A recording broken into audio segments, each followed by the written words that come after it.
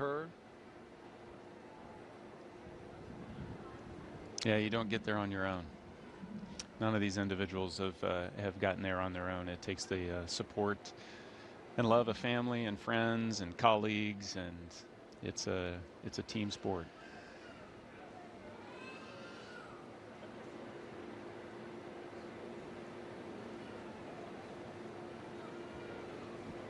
You see Mike Fink on the right there, the pilot. He is flying.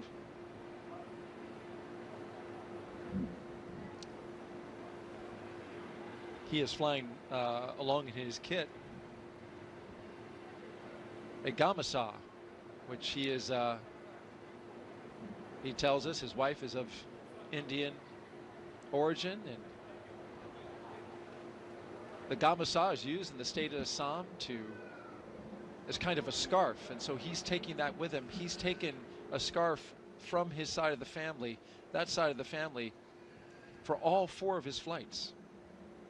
A token certainly of their blessing on this flight today, but also has sentimental purposes. Yeah, little bits and pieces of home that we can take along with us. And you know, I mentioned that we're big into traditions and rituals and superstitions, and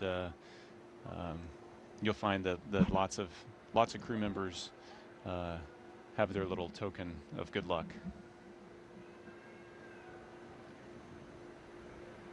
You can see them connecting to that cooling air. They've been off of it for a few minutes now, and so a little warm in the Florida air. Last goodbyes as the doors come down, and then immediate family will be able to come up to the windows after they crack them. Yep, they're going to roll those windows down a little bit and give some last words before launch and before they depart the operations and checkout building.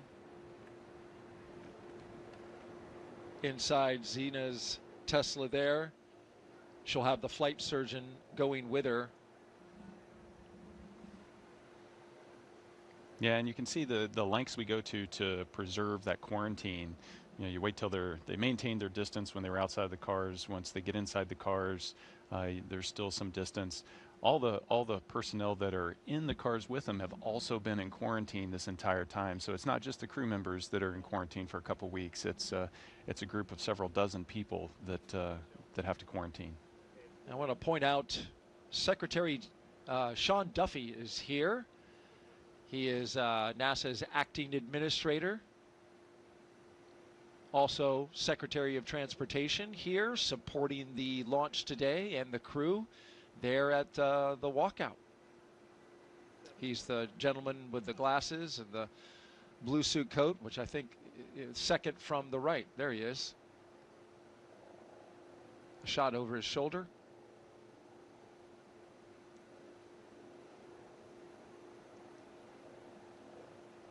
He just took the reins of NASA just a few weeks ago. He's doing so on an acting basis until an administrator can be nominated and then confirmed by Congress. A look inside the window, Zena Cardman giving some waves. And I imagine emotions must be running high. How can they not?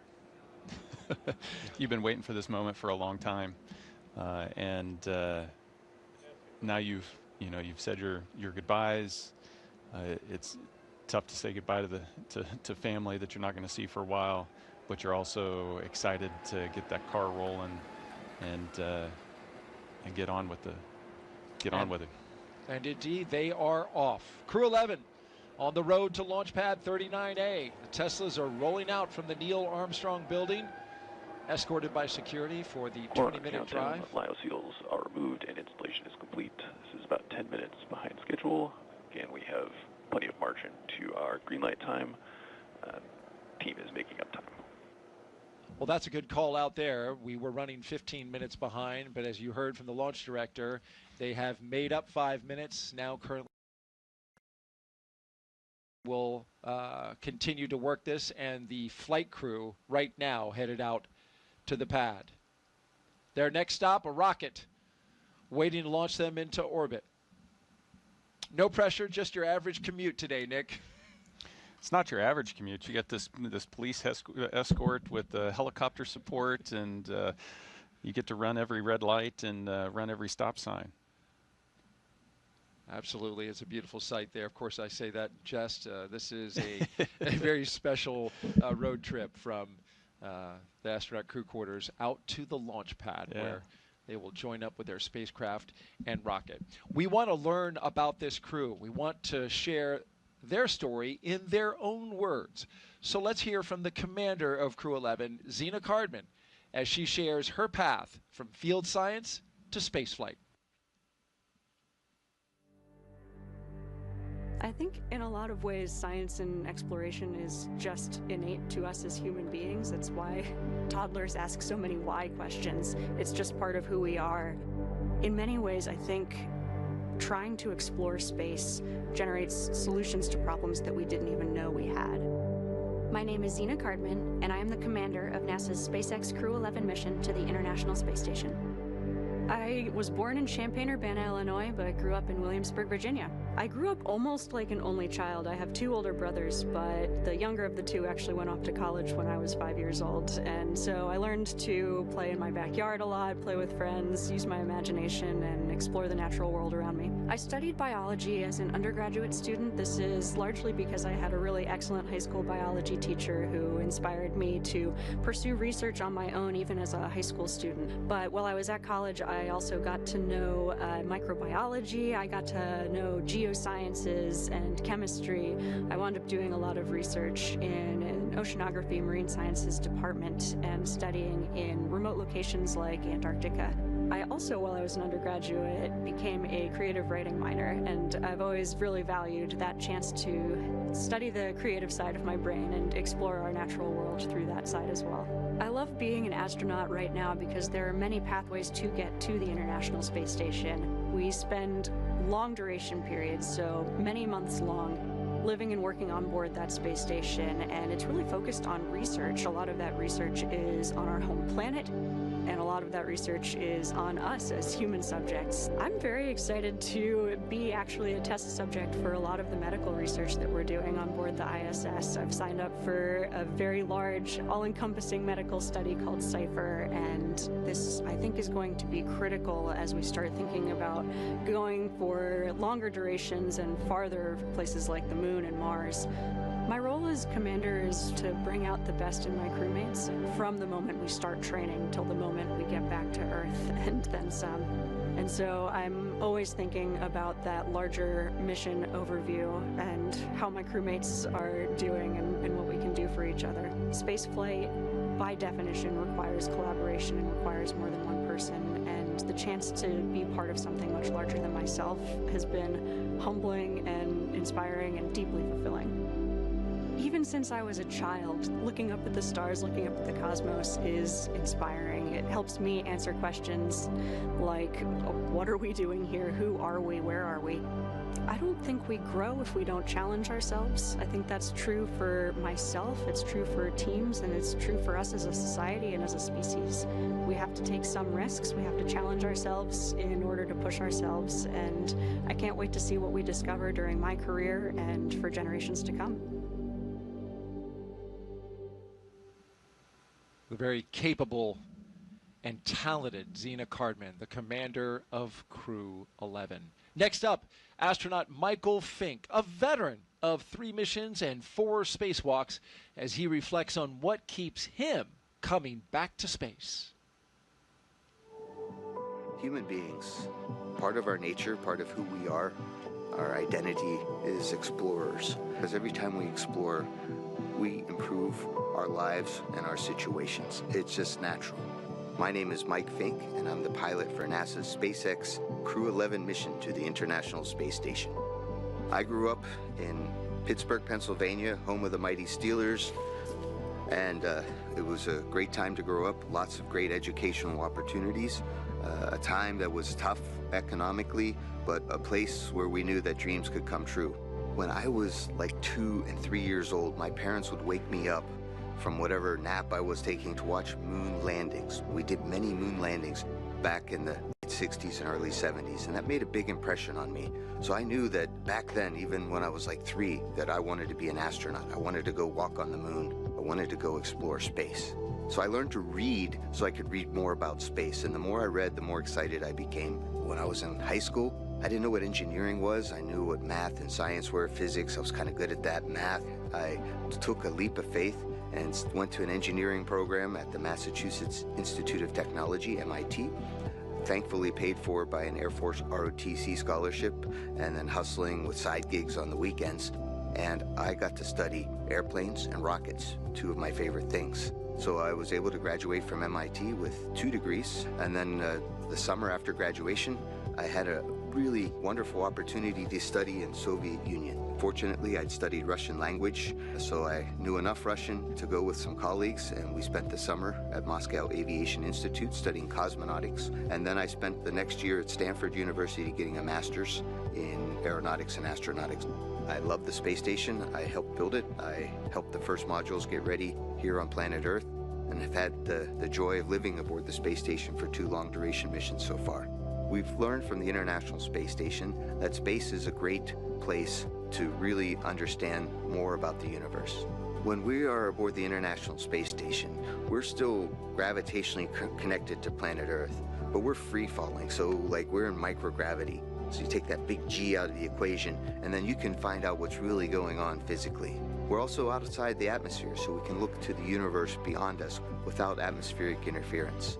When I'm on a spacewalk, I can look out to the whole universe, and I can see how small our planet is and how big and wonderful the rest of the universe is. And it's calling to us. We need to explore and go see the whole universe that's out there. Space exploration is something that really speaks to me as a person, right? We all kind of have our passions. And for me, since I was like 2 or 3 years old, I wanted to go to space, explore space. And I've had a chance to do that. Half my life I've been an astronaut. I've really enjoyed exploring space. Pilot Mike Fink and his team, as you just saw them pass the vehicle assembly building where Artemis 2, a moon rocket, is being stacked. Let's hear now from JAXA astronaut Kimiya Yui on returning to the station, representing Japan, and what this mission means to him. I think humankind has a desire to explore and also expand our area of activities. Space is a great place to explore because Earth is so small. We still have unknown places, but Earth is, generally speaking, so small compared with space. My name is Kimiya Yui. I'm a mission specialist for NASA's SpaceX Crew 11 mission to the International Space Station. I was born in very small village in Nagano Prefecture. So up there, I was able to see very beautiful stars in night skies. When I was a little boy, I did stargazing, and I loved stars. I really want to know everything on our universe, and I want to go everywhere as long as I live. When I was already like 10 years old, I already wanted to become an astronaut or astronaut. I graduated from the National Defense Academy, and after that I entered Japanese Air Force, Japan Air Self-Defense Force, then become a fighter pilot, then a test pilot, and then became an astronaut. We do science in space because we have constant microgravity in the ISS. We cannot achieve that condition on the Earth. Space station actually contributing our knowledge, and also we can produce new materials or medicines in order to make our future brighter.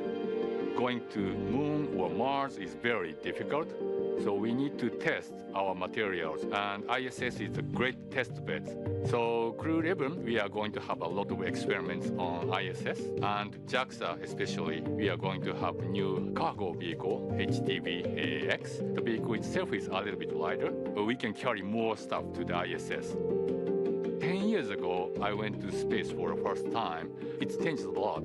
And for astronauts, it became much more convenient to live. For example, we didn't have a good place for cooking. Now we have gallery. I was able to see a lot of stars and also beautiful Earth or moon. This mission inspired me, and I really want to pass that actually inspiration to other people on the ground. ISS is one of the best examples to have a dream and work together and make the dream come true. So if you see ISS in the night sky, please think about your dream, about how to make your dream come true.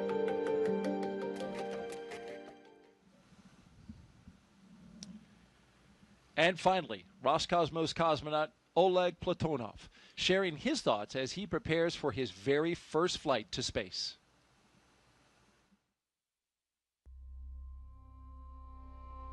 Бесконечный космос открывает бесконечные возможности для человечества, поэтому есть необходимость осваивать Солнечную систему, осваивать просторы за пределами Солнечной системы. А для того, чтобы это сделать в будущем, мы должны закладывать эту базу. My name is Oleg Platonov, and I am a mission specialist for NASA's SpaceX Crew 11 mission to the International Space Station. Я родился в большом индустриальном городе в России, в городе Челябинске. Это моя родина. Я занимался в патриотических кружках, связанных с авиацией и космонавтикой, поэтому уже в мое детство я задумывался о космосе. У меня много целей в этом полете. Прежде всего, я хочу полететь на мощной огромной ракете в космос, долететь до Международной космической станции, сесть возле большого иллюминатора на станции, посмотреть на нашу красавицу Землю, и это будет вдохновлять меня работать все лучше и лучше. Мы можем получать новые данные о нашей Земле, о Солнечной системе, о космических лучах, о нашей Вселенной, о жизни микроорганизмов в космосе, о здоровье человека, о получении новых лекарств, о путях улучшения конструктивных материалов и внутренняя потребность человека исследовать все, что находится вокруг него. Хочется узнать все новое, новое и новое, расширяя горизонты своего знания, что границы открыты, что мы можем летать в космос, что мы можем лететь дальше, все дальше и дальше, за пределы нашей Земли, за пределы Солнечной системы. И это будет вдохновлять уже не только нас, но и не предыдущие, а следующие поколения.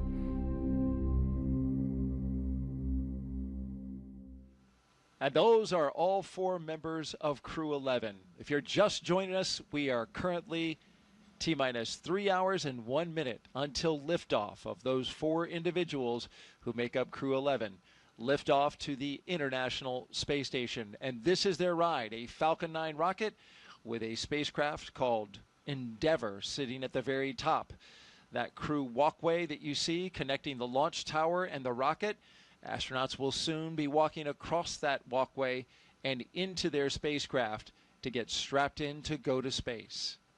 Right now, they just arrived at the base of the pad, and here is a beautiful view of Launch Pad 39A, which sits just 500, 600 feet away from the edge of the Atlantic Ocean, the beach there, which, as you can see from the calm state of the ocean, we have very light winds, we have sunshine, we have a beautiful day for launch.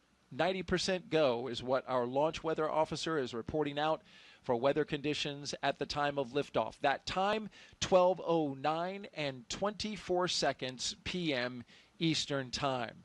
As we gaze up at the sky, seeing just some very thin cirrus clouds up ahead, those not a problem at all when we get ready to launch. We're green across the board right now, running just a little bit behind on the procedures out at the pad. At last check, about 10 minutes. But SpaceX crews are working diligently to catch that time up. And this mission operation timeline, it should be noted, has plenty of margin in it. What you're about to see now is the astronauts walking up to their rocket to get a look at the 1.8 million pounds of thrust that can be generated by this machine as it takes them up into space. That moment coming up in just a few minutes, Nick. Yeah, they just pulled up to the to the launch pad. We've got about 3 hours until liftoff, and so this is your last bathroom break before you're strapped into a seat and hostage for the next 3 hours. So much needed respite, and then but it's once you ride that elevator up to the top, it's just this stark contrast. You see your rocket up close and personal, and it's this amazing feat of engineering. And then the backdrop is the beautiful Florida coast and the waves crashing onto the beach and a breeze in the face. And it's just a spectacular moment once you get to the top of the launch tower. You painted quite a word picture there, and we are about to see what that looks like through the eyes of the astronauts as we document their journey up the launch tower, across the walkway, and into their capsule. In the meantime, we want to take some questions that we've been asking and getting and receiving from our audience that's watching around the world. Those who have put their questions forth to our astronaut co-host, Nick Hague, a brigadier general with the Space Force and a NASA astronaut. Austin asks, my son, Knox, age 8, would like to know, how do you get to the space station when it orbits around the Earth so fast? And that is fast. Countdown, advanced team have completed their preps for crew arrival, and crew are heading up the tower on schedule. That's great news. Sounds like they made up all of that 10 minutes that they were behind. That's a great call out. Yes, station goes 17,500 miles per hour. How are you going to catch up with that? Yeah, so Knox has got it. He's got his finger right on it. You've got to start going that fast. So the rocket's going to take off going vertical, and it's accelerating. But after a few minutes into flight, the rocket pitches over and is basically going horizontal and continuing to accelerate as it falls back down toward the Earth. And so you're turning all of that fuel, the 1.8 million pounds of thrust that you were talking about, you're turning all of that into velocity. So right now they're going 0 miles per hour. After 9 minutes of lighting that rocket, you're going to be going 17,500 miles per hour. And it's timing. So that's why we're counting down 2 hours and 56 minutes to liftoff to the second, because that's when the Earth rotates underneath the International Space Station's orbital plane, and then that's the moment that we have to take off. So it's an instantaneous launch window. And that instantaneous launch window at exactly 12:09 and 24 seconds p.m. Eastern Time. You talk about catching up to the ISS, the day that we have and the time gets them there because we are in the same orbital plane. Our first two astronauts clear from the bio break. Zena Cardman, Mike Frink walking out and getting a look at their rocket, arm in arm. It's a tall rocket, so it's hard to actually look up that. So you've got to lean back to be able to really see it. You know what? It looks like Mike Frink, who's on the right-hand side, has a little more lean. What's interesting about him is he's wearing an upgraded suit called an R2. The Zena, let's go, just circling her arms. Let's just go. Yeah. But he's wearing an upgraded suit that SpaceX says has more mobility and more flexibility in it. Well, he just demonstrated that. Well, I he guess. sure did, didn't he? Oh, no, Zena wasn't going to be outdone. No, it's awesome to see them, you know, the excitement, the emotions that you feel as you're getting ready to do something like launch into space. Astronauts are humans. They feel all those same emotions, and so it's fun to see some of the excitement come out and on display. Spillover right there on the launch pad, because there will be time for things to get serious once they get into the cabin. We turn on the launch escape system and start flowing propellants. But right now, just like you said, a nice moment at the base of the launch pad where those emotions spill out. But talking about the suit, Mike Frink is the only one who is wearing, you can contrast his suit with Zena's. It looks exactly the same, but it's constructed differently. It has a circumferential zipper as opposed to a vertical zipper. So, as you know, you got into your spacesuit like a onesie. His spacesuit has been upgraded and redesigned and has that circular zipper that allows 7 inches of flexibility in the suit so you can adapt it to different body sizes. Whereas the suit that you wore and that Zena is wearing and the rest of the crew has to be tailor-made, and there's not much adjustment on those. Yeah, and it's also a demanding engineering challenge because it has to be mobile when it's unpressurized, but then when you inflate this, you also have to create a volume where you can be inside of this rigidized suit and be in there comfortably for hours if need be. And so that's a challenge to get a suit that does that. And so this next generation of suit is designed to be able to accommodate that wider range a little easier. It'll be good for the astronauts, more comfortable, more flexible, especially, as you mentioned, when you pressurize it, which I guess it's like a giant, just human-sized balloon. This is a great shot from our flight operations team here at Kennedy. You can see the two crew members, somewhat small, getting ready to enter the crew access arm. And here they come, Commander Zena Cardman and pilot Mike Fincke, getting ready to board Dragon Endeavour. And they are all smiles. Ear-to-ear grins. It's awesome to see. And what a beautiful vista behind them as you look out at the views of the spaceport. Mike just gave us the two guns. He's a character.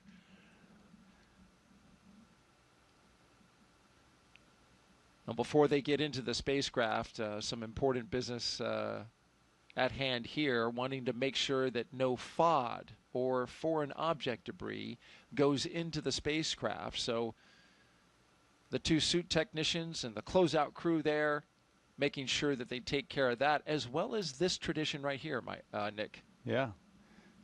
Got to sign that wall. That means you're going. And so every crew that's launched off of, commercial Crew Dragon launched off of 39A has been able to sign around that NASA meatball. And it's little moments like that that connect you with the legacy of the program and make you feel connected in a way where you understand, hey, I'm taking the next step, and it's an important step. There's a lot of people that got me to the point where I can take this step, and hopefully there's a lot of people coming after me that are going to continue to take steps. Countdown. Crew are in the white room, and this is on schedule. You'll hear these audio call-outs from time to time from the crew operations and resource engineer with updates, and we'll pause to listen to them. Here are the two mission specialists now doing their rocket recline, looking up at their ride. I think they studied technique from Zena and Mike because they had it down. Seemed like kind of like a rock and roll kind of pose, didn't it?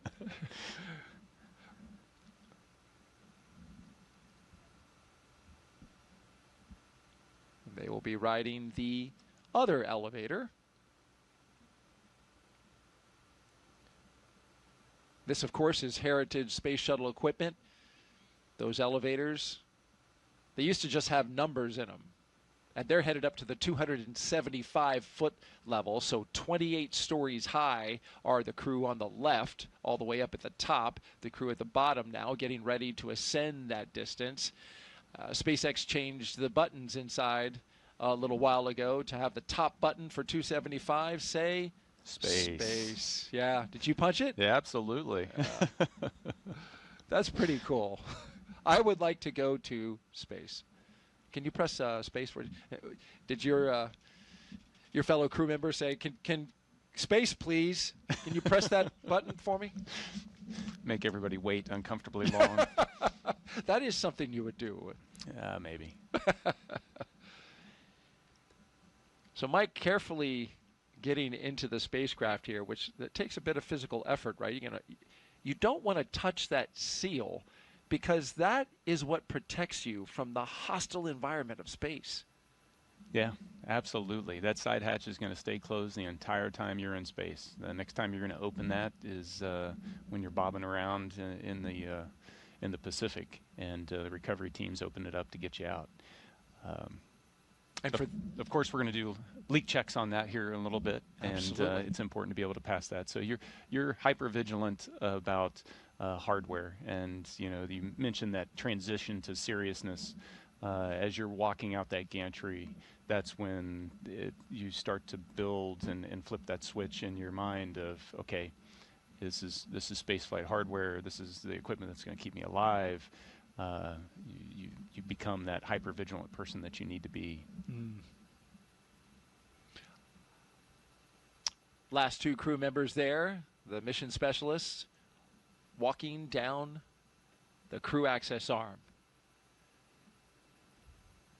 And the final two crew members, mission specialists Oleg Platonov and Kimiya Yui, arm in arm, thumbs up, ready to go.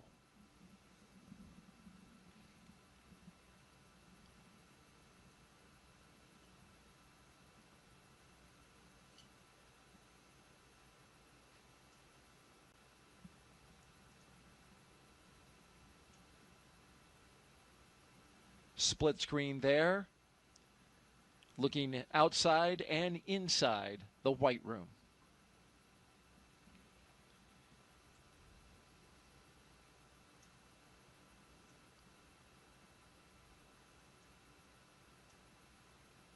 You mentioned the mission. This crew is leaving the ground with a baseline of at least 6 months, half a year in space, ladies and gentlemen. But they are being considered, and research and study and certification process is underway to expand this to an 8-month increment, 2 months longer. And so the plan is for the commercial crew program, which is here at NASA, is to certify the spacecraft Dragon to be able to support them for a return 8 months later. We know they can live on station for 8 months. We've had astronauts live there for a year. But that is a long-duration space flight. And so the hope is that they certify them for 8 months and they can return 8 months later, hoping to get it by October. Yeah, you know, it's a 6th flight of Endeavour, and there's a lot of things that need to be looked into. From a crew perspective, you know, the mindset has to be, I'm going for 8 months. And then if it ends up not turning out that way, then that's I guess a pleasant surprise, or unfortunate, depending on your perspective at the moment, because every day in space is a gift. No, it'll be exciting for them. And like you said, we've had people up there. You know, one of my crew members, Christina Cook, was up there a year. She launched with me on MS-12. So we know how to do it, and we know how to keep people healthy when they stay up there that long. It really comes down to expectations and expectation management with crew members as well as families, as well as the entire team that has to support this particular mission, because it's not just the crew and their families, but that entire support network is on call while they're on orbit. That's an interesting point to think about. I hadn't thought about just how that kind of puts the family, as you mentioned, on call as that entire time. They have the moments where they get to connect with you via video phone and high-speed connection, but as long as you're up there, they know that you're not here on Earth. You're in space, and you and your crew are being supported by this international laboratory, which has been doing it for 25 years come November 2nd. You're watching live launch coverage of NASA and SpaceX's Crew 11 launch to the International Space Station. I'm Daryl Nail, and I'm joined by NASA astronaut and Brigadier General Nick Hague. We've counted down about an hour and 20 minutes so far, and we're cruising to liftoff. T-minus 2 hours and 44 minutes. T0 is 12:09 p.m. Eastern Time. A look at the signatures on the wall inside the White Room. And I would love to see if we can make out my co-host's signature there. You Nick won't. Hague? You won't. No? I launched off Slick 40 over at Cape Canaveral Space Force Station. Indeed you did. Yeah, so there's two lonely signatures over there on on Space Launch Complex 40 right now. That's right, and that was a late change, and my apologies for that, because you were initially supposed to launch off of 39A. Yes, it was. We were the first to launch off. We were actually the first humans to launch off of that launch complex. The certification process you mentioned, the certification process for extending the life of Endeavour. Same kind of thing happens for the ground station as the launch complexes, and they were able to get that process done in time to support us to be able to launch off there. So it was a thrill to be able to be a member of the Space Force and launch off of a Space Force launch complex. That's pretty cool. Yeah. And you're the only 2 signatures there. Yeah. Well, so, hopefully we can fix that. Hopefully we can fix that. Yes, absolutely. SpaceX has 2 launch pads here that are human rated for spaceflight, and that gives them great redundancy, great capability as well for NASA to have access to.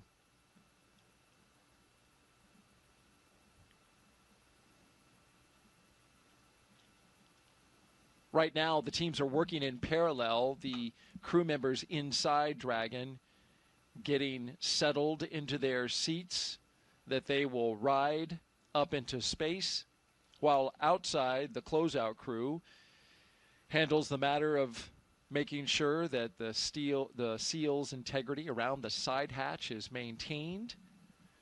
And then once they get them all settled and finish up their work inside with the crew, they'll depart. You can see number 22 still inside. The support crew will come out of the capsule, and they'll shut that hatch that you see right there, that side hatch. As Nick mentioned, when that is shut and they've secured it, they will leak test it to make sure it can withstand the rigors of the harsh environments of space.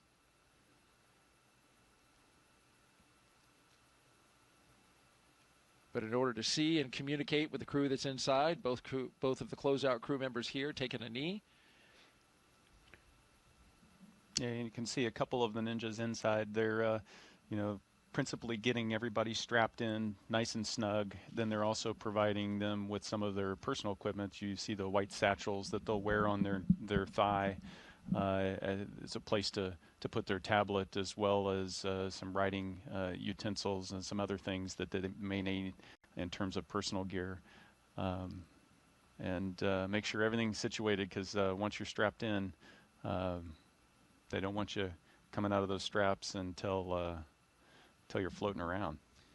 Certainly want all that in order and in place for the very exciting ride up into space, but it's also going to be a long one, Nick. This is a 38.8-hour phasing, which means from the time that they lift off to the time that they dock to the International Space Station, almost 40 hours in space. This is the longest ride to space so far for NASA's commercial crew program, flying the Dragon, which we are now in our 12th flight, Crew 11, the 11th operational mission, but we have to include Demo 2, which was the first test flight.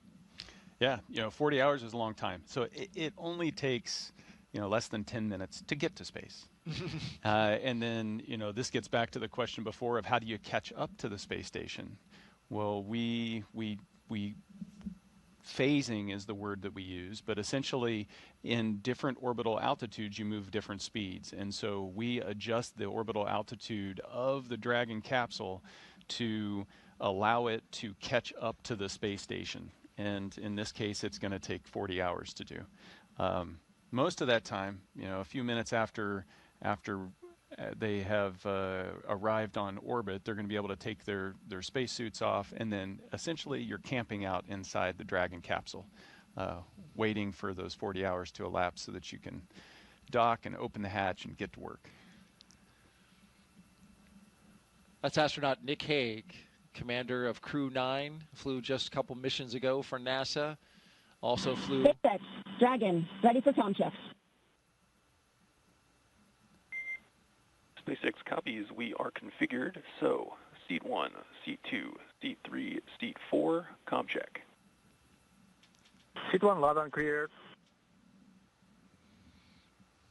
2, loud and clear. 3, loud and clear.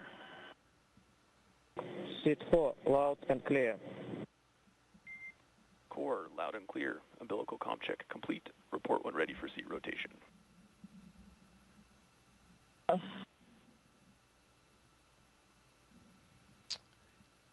So you just heard from each one of the crew members on board as they went through all of their communications with the crew operations and resource engineer, otherwise known as the core. You heard him communicating with each one of the crew members just now. As I was mentioning, Nick Hague flew 2 Soyuzes to space. The first one didn't make it to station, was an in-flight abort, came back down to the ground. You flew again the second time. On MS-12, you did make it to station. We are getting ready to do the suit leak checks, but first, we want to take some social questions as we go along. Nick Hague is our astronaut expert at the ready. If you want to submit a question, please do. We would love to hear from you. Just use hashtag AskNASA on the platforms that we have on Facebook, X, YouTube, and Twitch.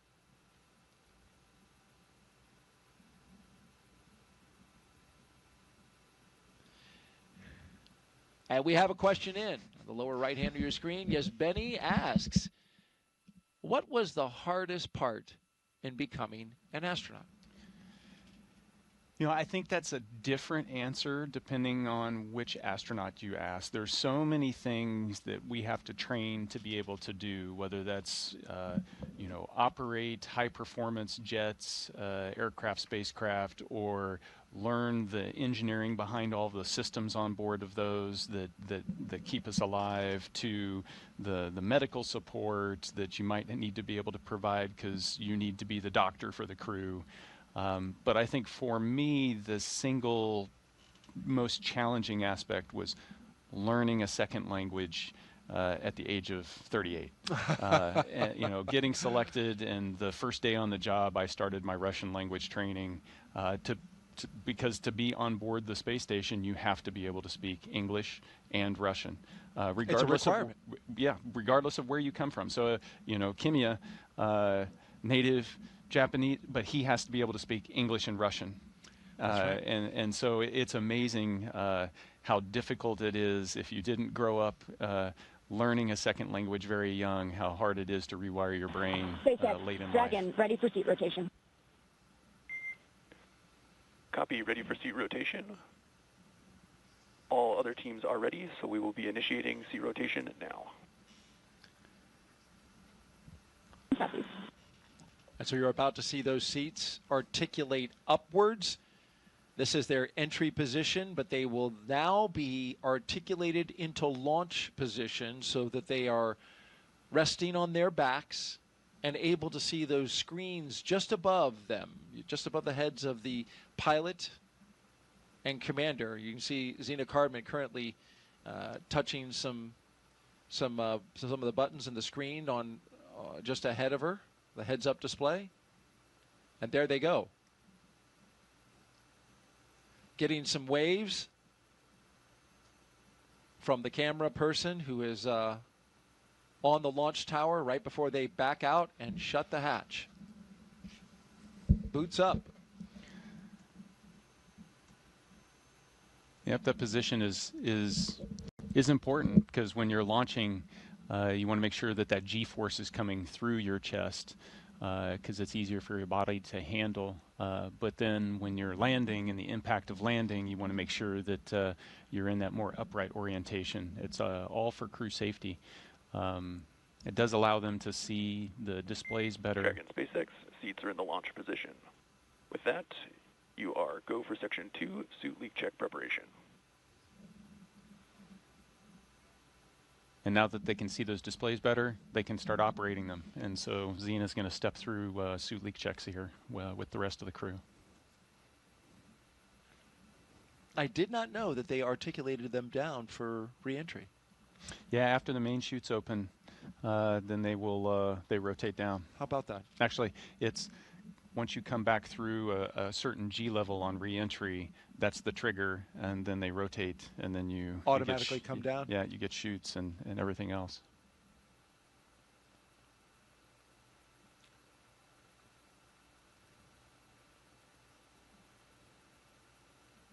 Now that we have Crew 11 seated inside of the spacecraft, we want to go back and hear the story of your first spaceflight, Nick, which was, to say the least, an adventurous one. One that did not end with you getting to the International Space Station, but rather an in-flight abort. This helps us underscore just how important safety is in this moment as the astronauts prepare.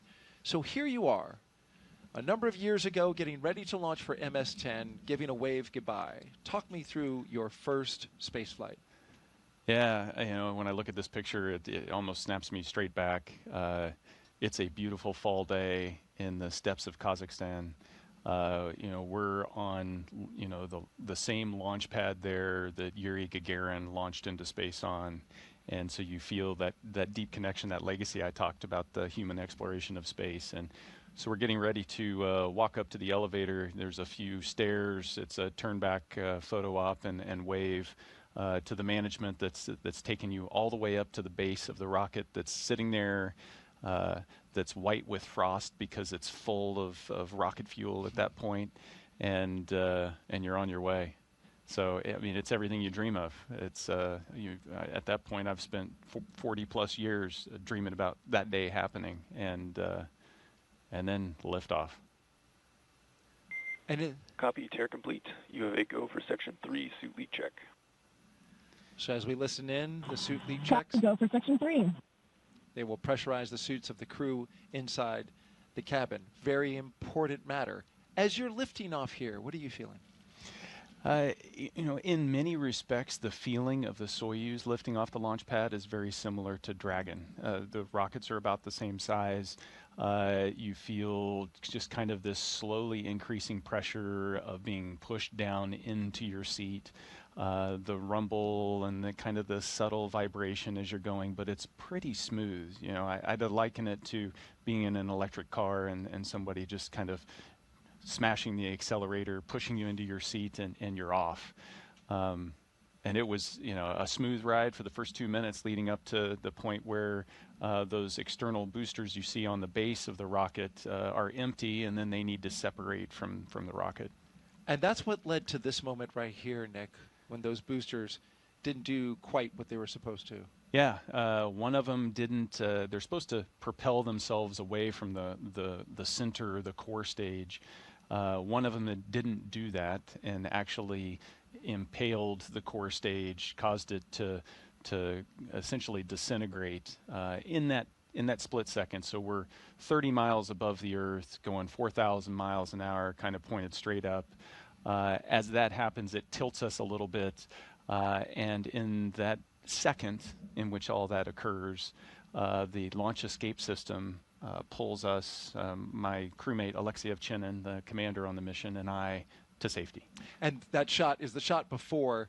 If we look back to that one, that it's blurry because that's a screenshot from just how violently things were shaking. Yeah, inside. there was in that instant, you know, the indications to us are a flashing red light, a sign, you know, an alarm's going off, and then there's a little red indicator that says there's a rocket emergency, and then you're also being shaken kind of side to side for a second or so.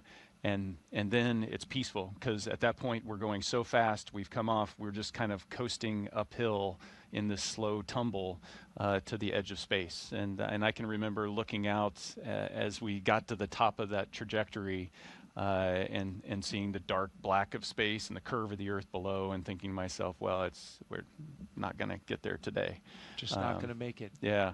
And so, you know, in the moment, you have those little moments where the reality of the situation pops out. now it's it starts to set in. Okay, what do I need to do to survive? And that's get back into the procedures. Right. And so that view we saw from looking up in the sky, your rocket is coming apart. You no longer can ride that into space. It's done. Now you're on the emergency systems. And you come down back to Earth. And that's you on the right, in the middle, right middle, hugging your wife. Yeah. And that looks like quite the deep embrace.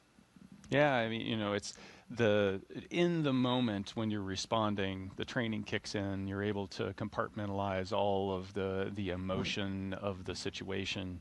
It's in the aftermath of that. That's less than 6 hours after we had launched that we're back at the aerodrome there, and that's when the emotions, that's, you're human. That's when it comes out, and Katie had witnessed all of that and gone through that roller coaster ride at the same time, along with my kids and my family that were all there, with less information than I had, because I was going through it. There was, probably 20 minutes where she didn't know what the outcome was. Dragon, we see the same. Closeout team will perform final closeout steps and then exit the capsule. You can proceed to Section 4, side hatch close, and report when ready to close hatch. And just a quick note. Copy is proceeding Section 4, Wilco. We are still tracking the operations inside the Dragon Endeavor that you see there. They are doing checkouts of the suits, pressurizing them, getting ready for launch. As we listen to a very important story that Nick Hague just told us about surviving an in-flight anomaly where his rocket came apart, but the launch escape system for Soyuz saved his life and the life of his crewmate and brought them back to their families. Yeah, the way you phrase that's important. The launch escape system. The engineers that developed the escape system, the people in the factory that assembled it, all of these people that I don't get to meet or would not normally get to meet. The space program, the human exploration of space, is built on trust. Trust in that everybody who's got a job is committed to being perfect in that job. And it's not just the crew that rides on top of the capsule, but it's everybody. And you never know when your decision, your responsibility, your action is going to be the one that saves the day. Absolutely, and that's why you often hear so many times the engineers uttering how important it is to get the job right, to do it right, to make sure everything is ready for launch. And this crew has their launch escape system. We will go through their checks, we'll check the health of it, and we'll also arm it for launch. Dragon, SpaceX, comm check. SpaceX Dragon, loud and clear. Core has you loud and clear. Tedra's comm check is complete. Stand by for comm checks with DC, MD, and LD in the launch configuration. Dragon, DC on countdown 1, comm check. DC Dragon, loud and clear. DC loud and clear. Stand by for comm checks with MD. Dragon, MD on countdown 1, comm check. MD Dragon, loud and clear. MD loud and clear as well. Stand by for comm check over Dragon to ground. You're listening to communication Dragon, checks MD on Dragon to ground, comm check. through each of the 3 paths to this spacecraft. MD Dragon, loud and clear. MD loud and clear. Stand by for comm checks with LD. Dragon, LD on countdown 1 with a comm check. LD Dragon, loud and clear. LD loud and clear. Stand by for comm check on Dragon to ground.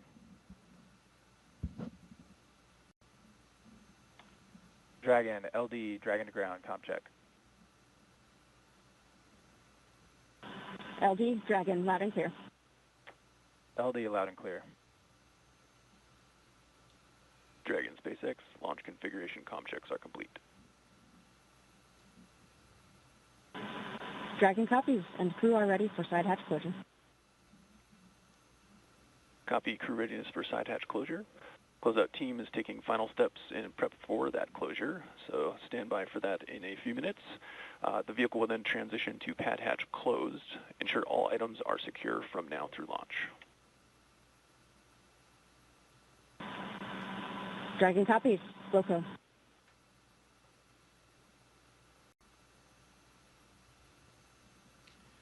Those communication checks, Nick, were really important for each of the crew members to be able to speak to some very important members of the launch team. Yeah, absolutely.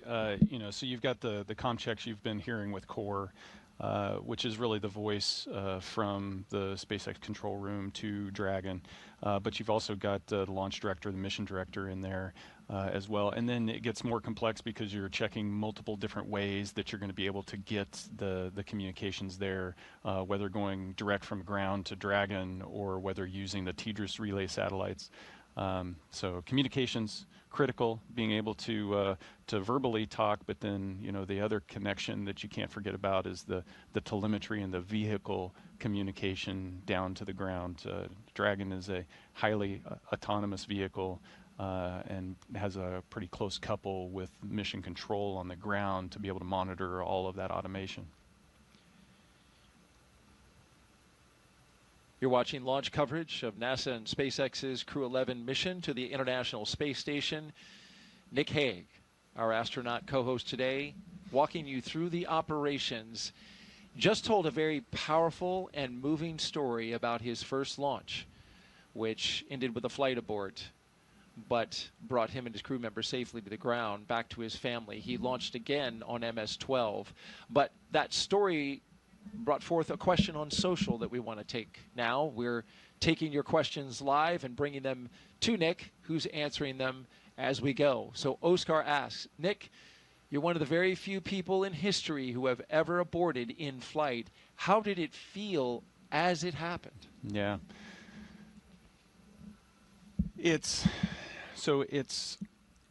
spend so much time training for what to do when things go wrong. I'd venture that we spend about 95% of our training focused on what to do in the event that something goes wrong. And so the situation of the abort is one that Alexei and I performed in the simulator about 8 months before we launched and experienced it. And so there's the one time in the sim. It's a very short simulation. The actual flight was less than 20 minutes. The simulation's less than 20 minutes.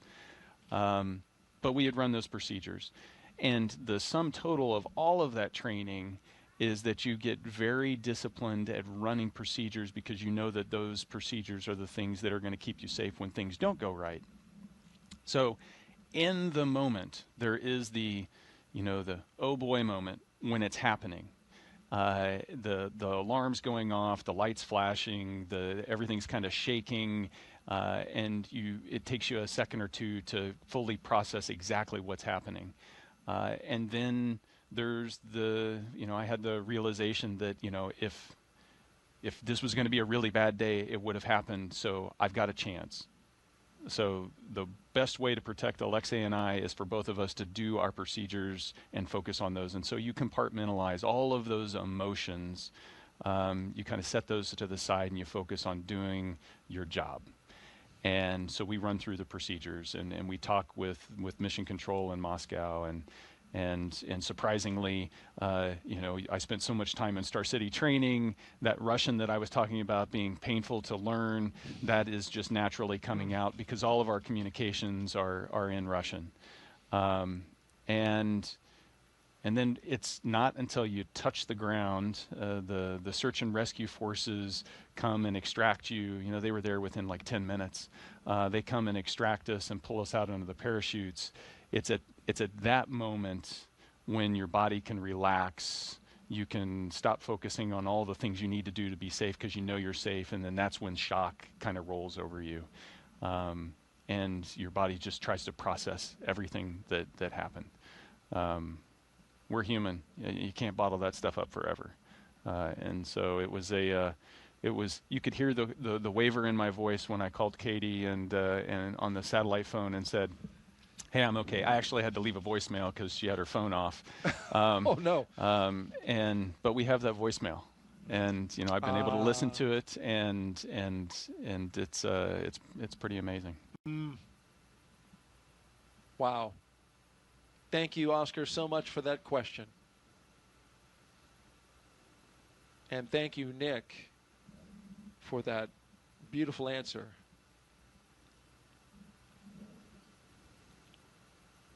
We are continuing to document Crew 11's steps through their mission operational timelines, getting ready for launch. You saw this closeout crew remove a protective cover around the seal. Now they are examining that seal and documenting, taking pictures of it, because once they shut that door, it needs to be as airtight as they can possibly get it, since you're going into the vacuum of space, and it needs to protect all 4 crew members inside.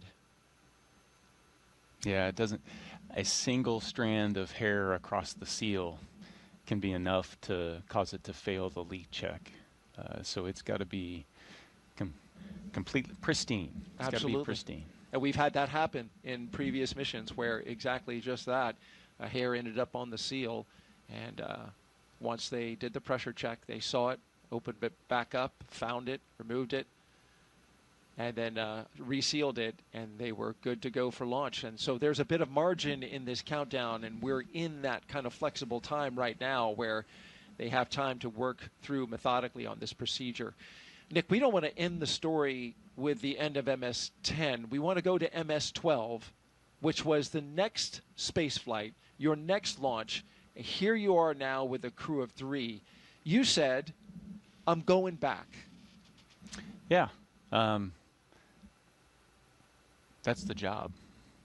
I mean, we explore because it's important, and so that doesn't change launch to launch to launch. The mindset to get back on top of the rocket isn't any different the first time than it is the second time, than it is the third time. It's, why am I willing to accept this risk? Why is my family willing to accept this risk? And it's because what we're doing up there is so important. The scientific discovery, the learning about the human body and how we interact with the environment around us, and more about the universe around us, that's just so important. And so that's why you do it. And so this time, night launch. So I got a day launch and a night launch, a twofer. And lucky you. It was beautiful. And you saw Christina had joined. She was going up for a year-long mission. And Alexa and I gave it another shot, and it was flawless all the way to docking. A spectacular flight. And this was in 2019. 2019.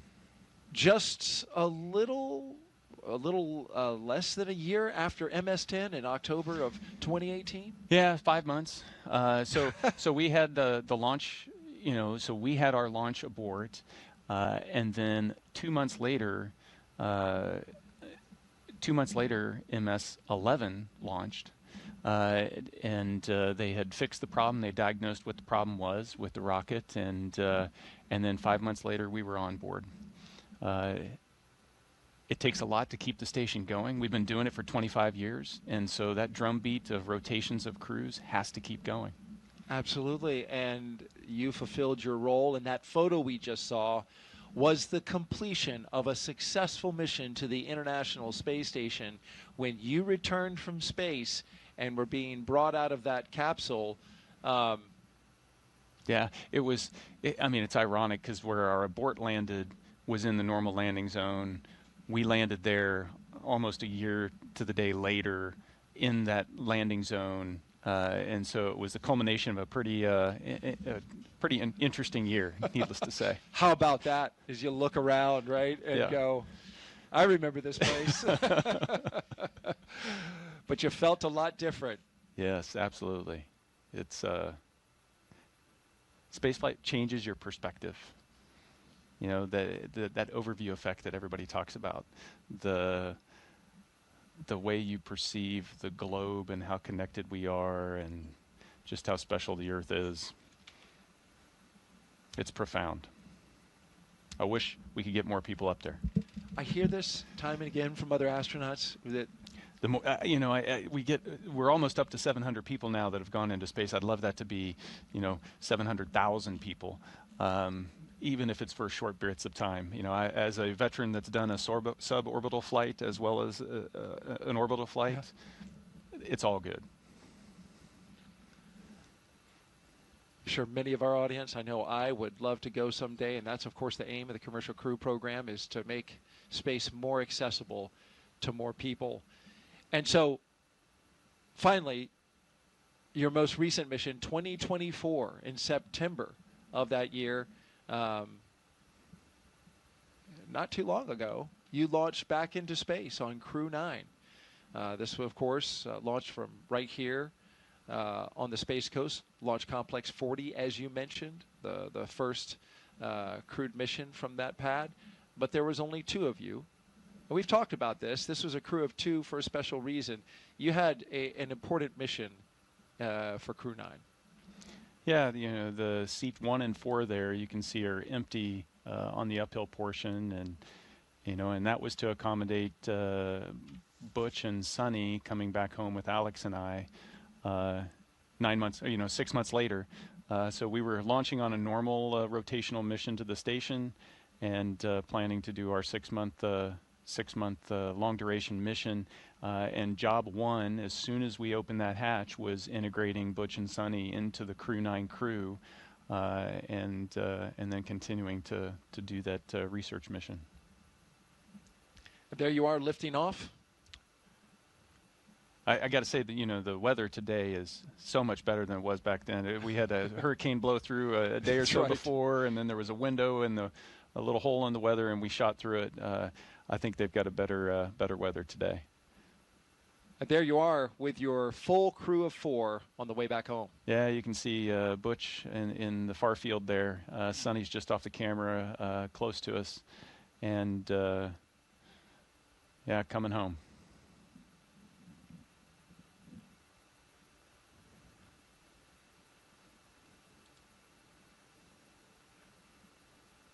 A very successful mission, Crew 9, bringing back home Butch Wilmore and Sonny Williams. I imagine, did you have to kind of, wrangle Sonny out of that space station? She loves being in space. I think it's universal. I mean, you want to get home to see your family after being gone for that long. You want to get back to some of the things you miss about being on Earth, but you're also sad to close the hatch and to leave that environment up there that's just so special. You never know when you're going to get back, if you're ever going to get back, because everybody's future is, you just don't know, and it is just so, it just has such a huge effect on everything that you do, and you bring that back. And so missing out on being able to float around or look out the window, or, in some respects, it's see all of my, my crewmates. So I haven't seen Alex since right after landing. I haven't seen Alexei and Oleg since the station. And so you feel this sense of time passing and the moment ending. We are T-minus 2 hours and 10 minutes until liftoff of Crew 11, NASA and SpaceX's rotational mission to the International Space Station. In a little less than an hour, we are going to expand coverage with our friends from SpaceX joining our launch broadcast, and we'll come up on camera so you can see us, see Nick live in the flesh here as he steps us through the operations today all the way to liftoff and into orbit.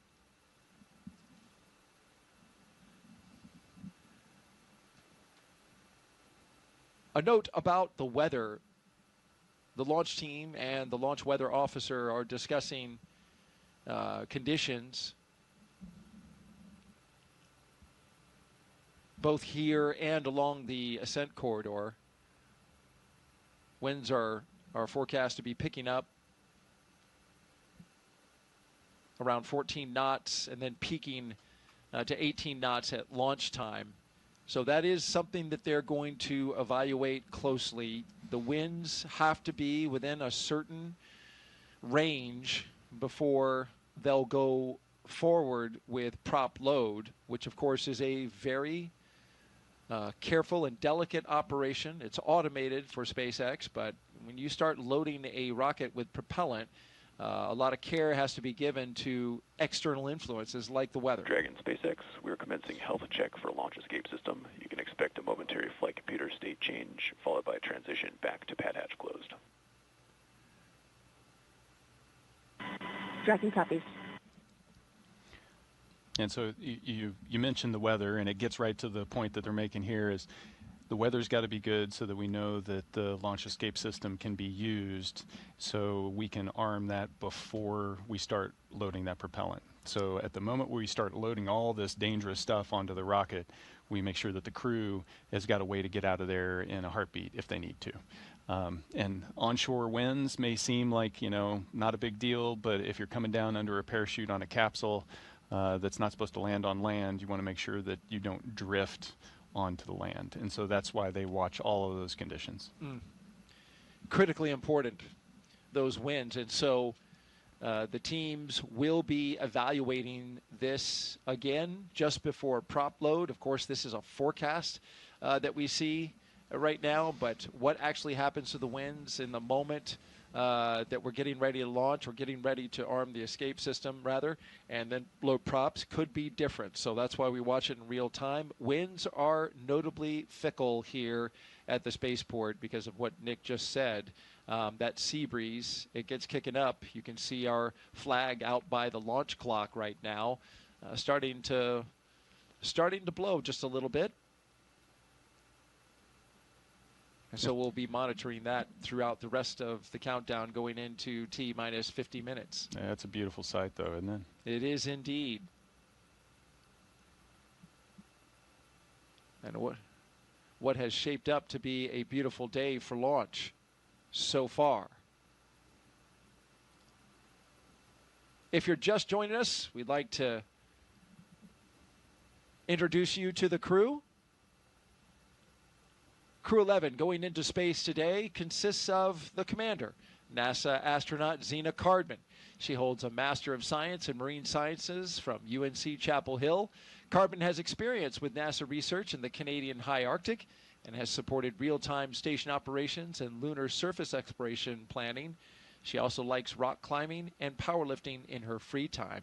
She trained for Crew 11 as the commander, but was reassigned to Crew 11. And is now the commander here, and she has, by virtue of all that training, a lot of training for a first-time flyer. She is well prepared. She's been well prepared from day one. She had done a backup flow prior to the Crew 9 assignment. But it was a thrill to be able to go through spend the roughly 18 months leading up to the Crew 9 launch, being able to train side by side with her. She's a phenomenal crewmate and is going to do an amazing job. Your Crew 11 pilot is NASA astronaut Michael Fincke, a veteran of 3 space flights. Fincke has completed 9 spacewalks, totaling 48 hours and 37 minutes of EVA time, and has spent 382 days in space. Fincke is a certified pilot for Boeing Starliner and SpaceX Crew Dragon, as well as a co-pilot, flight engineer on Soyuz, and a mission specialist on the Space Shuttle. Fincke enjoys spending time with his family, traveling, geology, and learning new languages. Unlike you, Nick. Michael Fincke loves to learn himself a new language. We are completely different in that regard. No, actually, learning a new language opens up your appreciation for their culture and gives you a deeper understanding. And so even though it was one of the most difficult aspects of training, it's also been one of the most rewarding. I wanted so badly to learn a second language. I studied French. It did not stick, but I certainly appreciate those who can speak another language. But thank goodness for smartphones and apps that now translate for you. So I feel like I'm missing out on less. Yeah. Our mission specialists, let's get to them. JAXA astronaut Kimiya Yui is Crew 11 mission specialist number 1 with 142 days in space. This will be Yui's second trip to the space station. Yui flew as a flight engineer for Expedition 4445 and became the first Japanese astronaut to capture JAXA's H-2 transfer vehicle in November 2016. Yui was assigned as chief of the JAXA astronaut group. Yeah, and he had to learn English and Russian in order to fly to the station. So I guess this is the note that you need to give to all the kids that are listening. I want to grow up and be an astronaut. Probably the one thing you absolutely need to do is know 2 languages or more. Well, that takes me out. I said kids, Daryl. Oh, okay. So you're saying there's still a chance? Mission specialist number 2 is Oleg Platonov. The Crew 11 mission specialist is Roscosmos cosmonaut Oleg Platonov. This will be his first trip to the International Space Station. He graduated from the Krasnodar Higher Military Aviation School of Pilots with a degree in engineering and military rank of lieutenant. He is married with 1 child and apparently is the comedian of the group. I think they all have a pretty good sense of humor. Yeah? Oh, yeah. And you see that expressed, even as they were just making their way out to the pad and up into the capsule. Lots of smiles, lots of laughter. We did see that as they were coming across the crew access arm earlier as they made their way into the spacecraft. T-minus 2 hours and 3 minutes and counting until liftoff of Crew 11. It's a long wait. Now they're strapped in and there's not much to do. And so you have time to reflect and think about all those, I guarantee you they're thinking about the things they need to do, but they're also thinking about all the people that helped them get into that seat. The training teams, the ops teams, everybody that supported them along the way. Their families, their friends, the ones that have been the support network to get them to this day. As Crew 11 reflects, we want to reflect on their destination, the International Space Station, one of the most extraordinary labs ever built. Here's a closer look now at how science happening up there in their destination in low Earth orbit is improving life for all of us down here on Earth.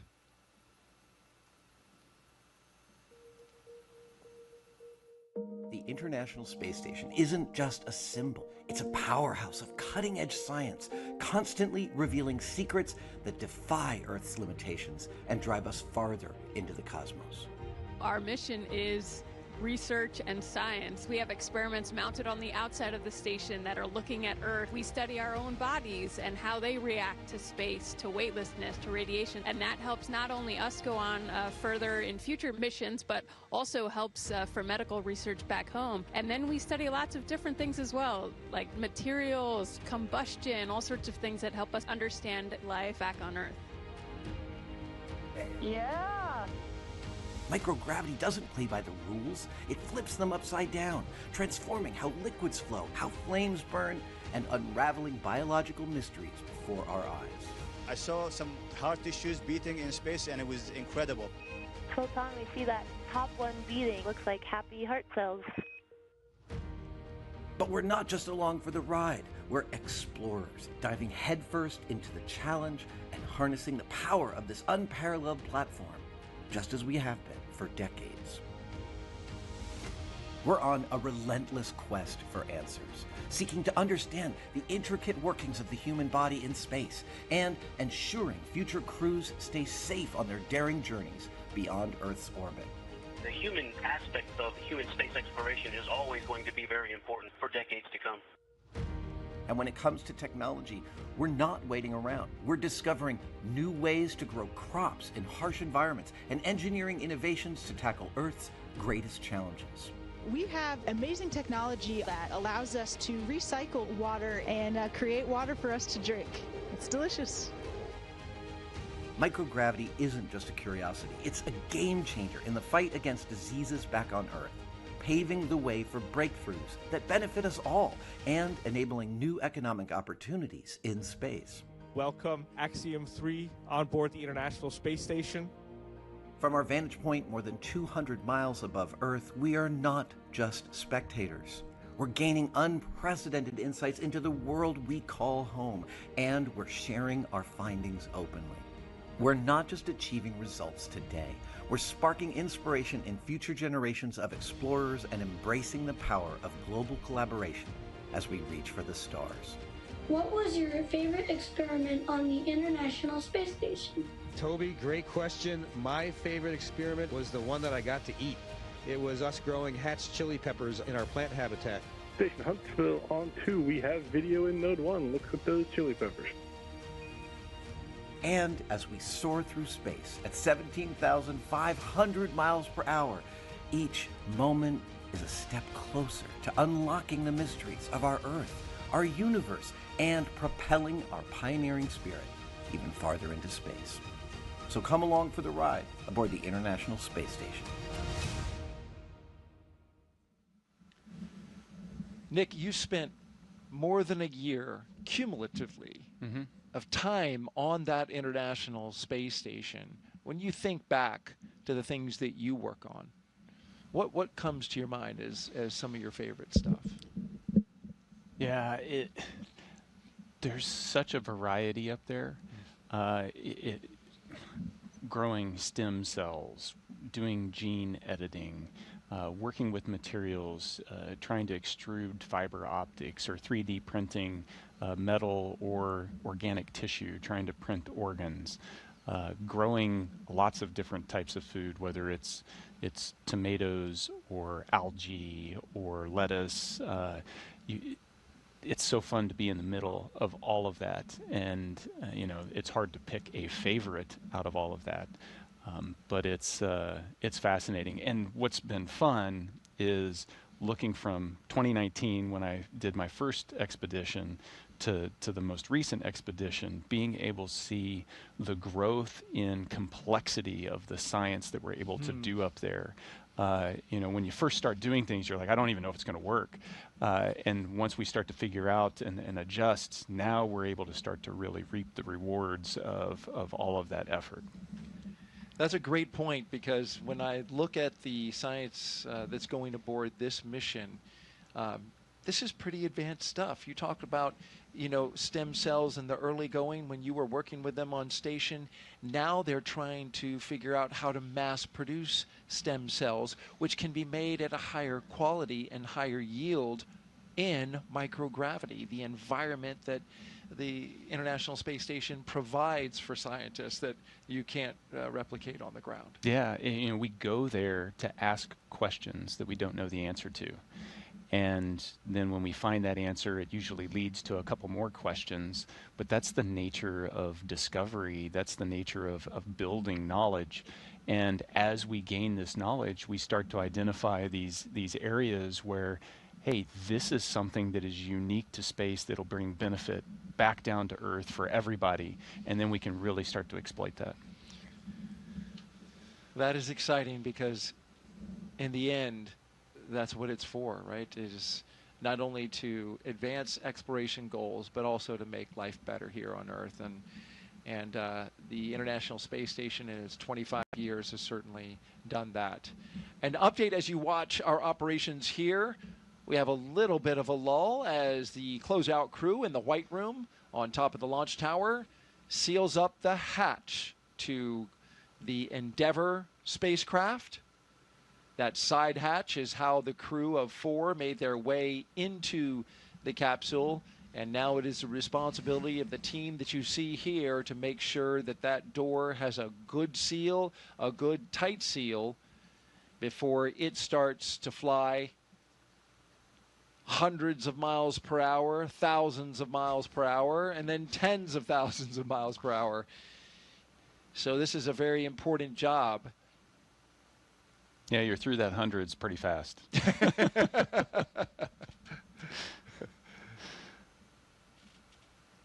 What's the ride like on the Dragon specifically at liftoff? It's smooth. Yeah. Yeah, it feels so smooth. Liquid propellant? Yeah, so you don't, I never got a chance to fly on the shuttle.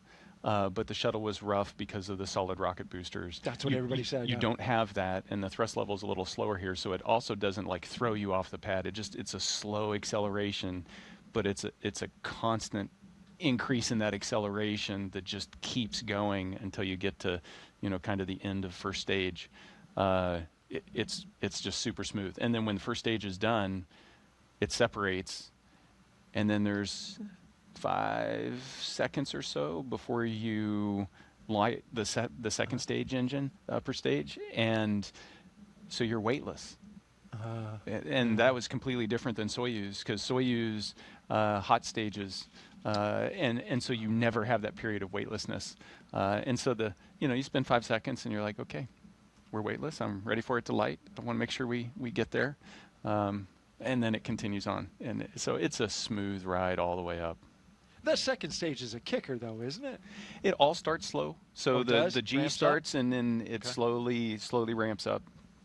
So there's not too many jarring moments flying on a Dragon.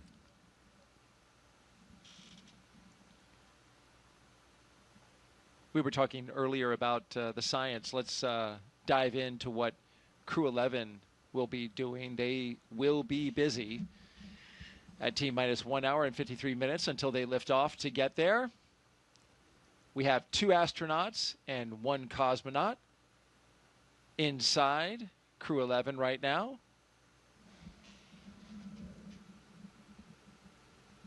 Inside of Dragon Endeavour, I should say, on top of a Falcon 9 rocket from Launch Pad 39A here at the Kennedy Space Center in Florida. This crew, of course, as you see them right here, headed to the International Space Station to help maintain this very special orbiting lab. Once on board the International Space Station, Crew 11 will become members of Expedition 7374. They will conduct research to develop the production of nutrients in space, such as vitamins. They will also evaluate mass-producing human-induced pluripotent stem cells, or iPSCs, to develop cell-based therapies for diseases such as cancer, as well as a possible alternative to antibiotics. Crew 11 will test using phage therapy to treat bacterial infections.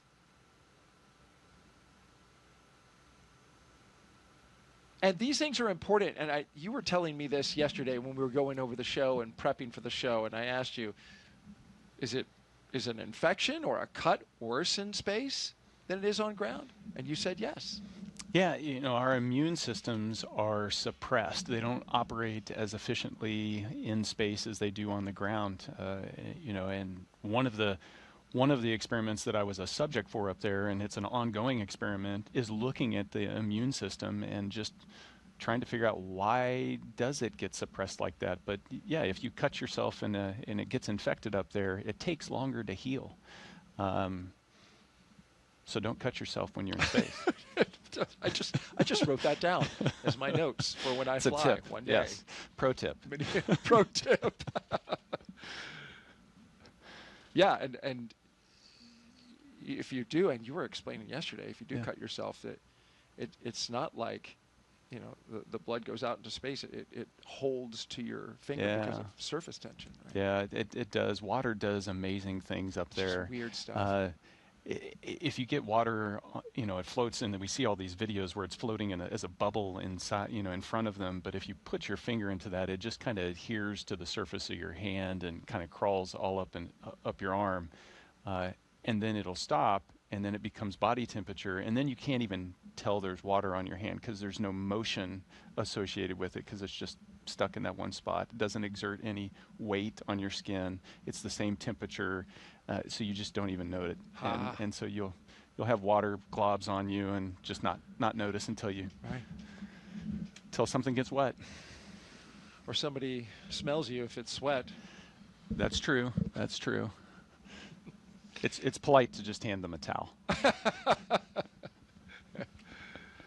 Team. All right, we're coming up on T-minus 1 hour and 50 minutes. So far, a smooth countdown. We saw Crew 11 at T-minus 4 hours get suited up. They left the astronaut crew quarters about 20 minutes away from here, got into their Teslas, rode out to the pad after saying goodbye to their family members.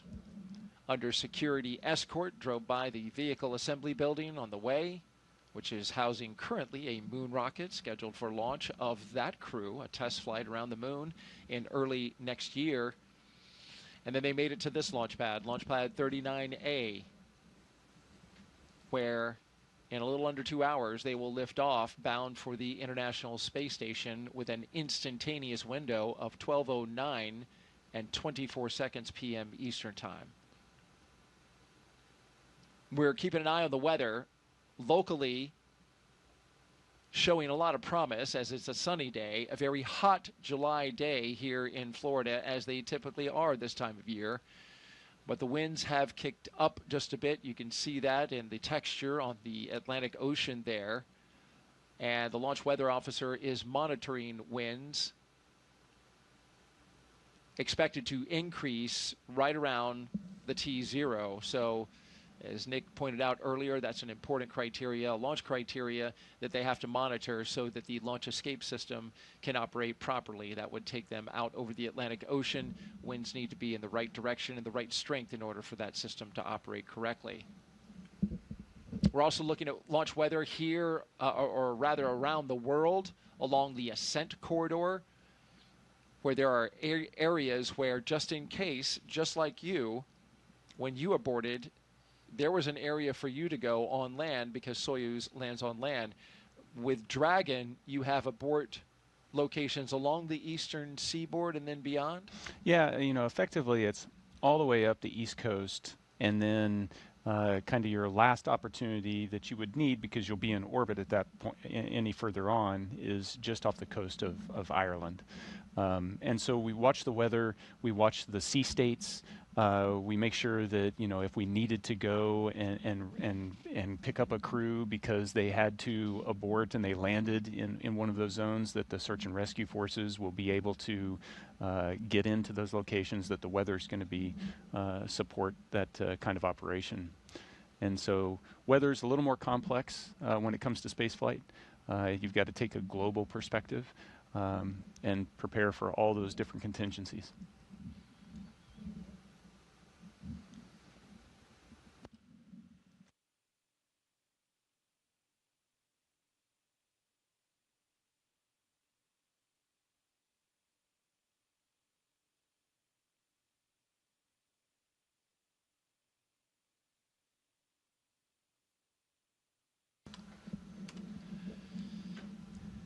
We've got the split screen there with Crew 11 on the inside. That camera with a prominent shot of pilot Mike Fink's knees, dead center. But the rest of the crew is also there. To Mike Fink's, to screen left is mission specialist Oleg Platonov. To Fink's left, to our right, moving right to the two positions, would be our commander, Zena Cardman. And to the far, far right, next to the window, is Kimiya Yui. There's a lot of rights and lefts there, Daryl. Yeah. We need some on-screen graphics to make it. Yes, I think you're right about that. And so after you're done here today, we will be drafting you into our production team. Oh, okay, great. Nick. We could use the help. No, we've got a great team that does a great job, but I do appreciate that. You know, you can make out below the crew cargo. Ah, yes. Yeah, so there's cargo supplies for them, but there's also science that they bring up, as well as survival equipment. So there's 3 pallets that are below those 4 seats that are chock full of gear. And the red one is like, that's like first aid kit, possibly? Your red one is the life raft. Life raft, okay. Yeah. So we showed a clip of that in the NBL at the very beginning, where you throw that out and there's a bottle. As you throw it, the rope will extract and then eventually pulls on a bottle that inflates it, and that's what they were crawling inside of in the NBL for training. It also looked like they had water wings. Personal flotation devices, yes. They look like water wings to me, Nick. Yes, yes. You know, we trained for that kind of thing, so it's a standard you have to meet to be able to, all of you, go from this configuration they're in right now to put on the personal flotation device and get out of the capsule in 90 seconds.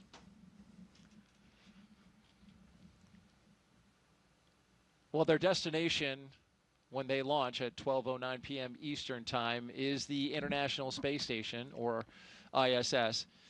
This will be commemorating a significant anniversary on November 2nd. When we get to that date, we will have had 25 years of continuous human presence aboard this orbiting laboratory. And liftoff. International Space Station is underway. We are in the golden age of the space station right now in terms of the return on investment and what we're able to do there. One of the great legacies of the space station is not just going to be science, but very importantly, the international cooperation. This is perhaps most prominent, international cooperation for exploration.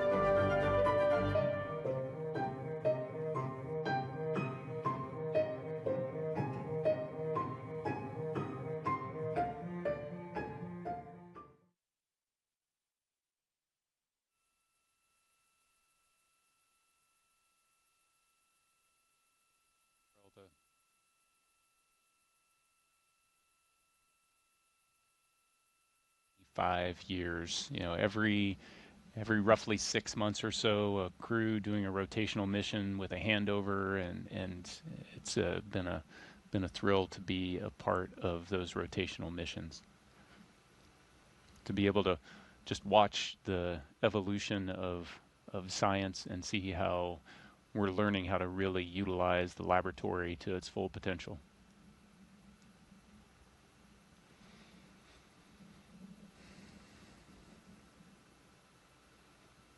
I don't know where those clouds came from. They need to blow away.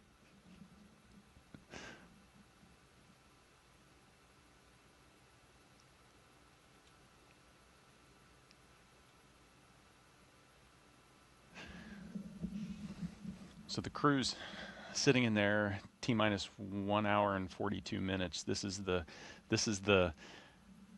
moment where crew is sitting in there and you don't have a lot to do except reflect. The next big events are when you arm the launch escape system at about 45 minutes, T-minus 45. Prop load will start about T-minus 35. That's when there's activity and you start to bring in focus. Now it's a time-honored tradition in space flight to have to endure long moments of waiting for big things to happen.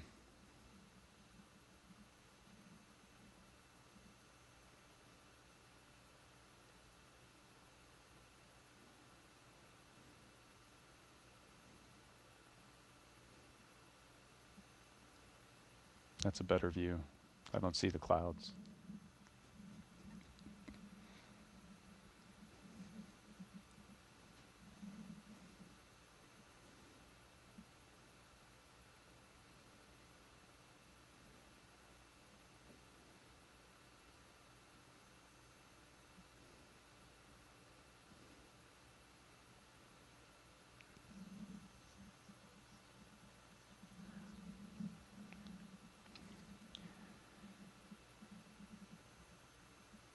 And right now, I'd like to hand it over to Mission Control. The team at Johnson Space Center is tying in with us. How are you guys doing? Hey, Nick. Hey, Daryl. We're doing good over here. This is Mission Control Houston in the International Space Station's Flight Control Room at NASA's Johnson Space Center. The team continues to prepare for launch and is being led today by Flight Director Scott Stover. Today, we will be launching the 11th rotational crew mission to the International Space Station under the agency's commercial crew program. Following Crew 11's arrival, the space station will have a total of 11 crew members represented by 3 different agencies aboard for just a few days.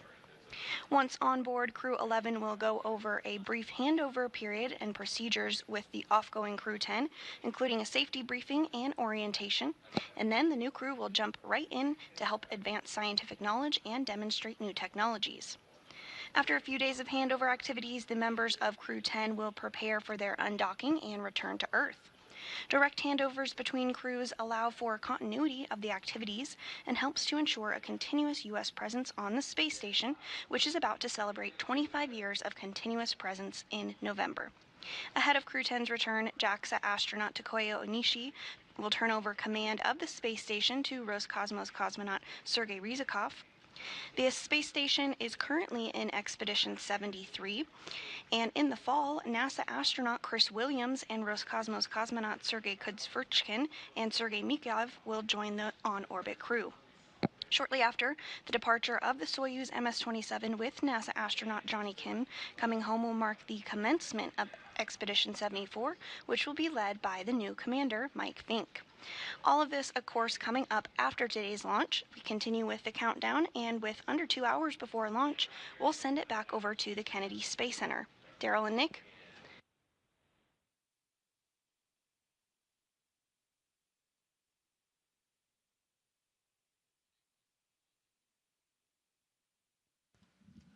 Thank you very much, Sandra. Back here at the Kennedy Space Center in Florida, T-minus 1 hour and 38 minutes and counting until liftoff of Crew 11 aboard a Falcon 9 rocket. The spacecraft Endeavour, the flight leader currently in the fleet of Dragon spacecraft. It is a lovely day here in Florida.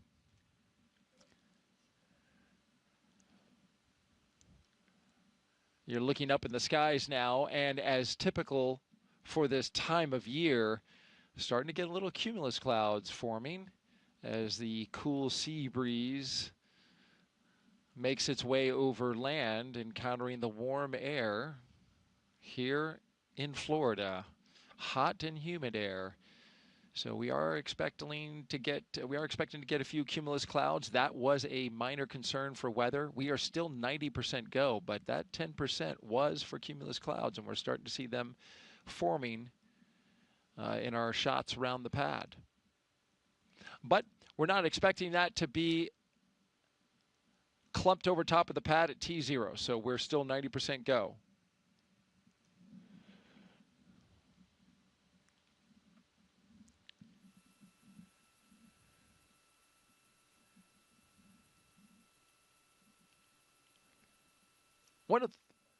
One of the first things Crew 11 did, they came together as a team, and they designed this patch that you see here. This is a tradition for all spaceflight missions, human spaceflight missions, and science missions. You design a mission patch.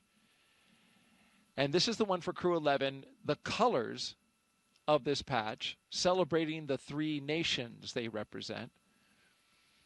And the 3 stars that you see there, the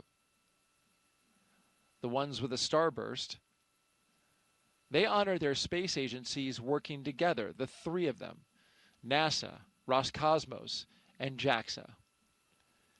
The 2 sunbeams that you see coming from the upper right, shining down, well, they make the number 11, shining on a tiny blue dot, our home on Earth. The Dragon looks on, of course, a nod to both the spacecraft and the spirit of exploration, while a red flame wraps around it all, symbolizing the full journey, launch, life in space, and a safe return home. And if you look closely, you can see a tribute to their children in the stars. This is a reminder that the missions like this, as we know, when we got the question from 8-year-old Knox earlier, they help to inspire the next generation. Appreciate all those young folks who get the bug for space knowledge and to learn about space and exploration, which requires a good foundation in STEM, science, technology, engineering, and mathematics. Yeah, it all starts with education. I think kids grow up, children grow up inherently curious. I mean, we've been there and we've asked why, and we've all been in the position where we've had, someone sit there and just continue to ask why. That's really what we're doing on the station with all of our research, all of our exploration. We're asking the question why in a bunch of different ways and trying to find the answers. That we're just wired that way. Mm. It is so true. And speaking of kids, kids are on the mind of some of our crew members. Talking about Oleg Platonov. He has a child whose toy he is bringing aboard the International Space Station, taking one of his kids' toys so that it will be a spaceflight flown toy when it comes back down to Earth, along, of course, with pictures and some other artifacts. But each one of the crew members gets to take something up, and that's what Oleg's taking. Yeah. So I hope it's not his kid's favorite toy. Yeah, because he's going to be without it for a while. No, but that might cause more of a problem on Earth.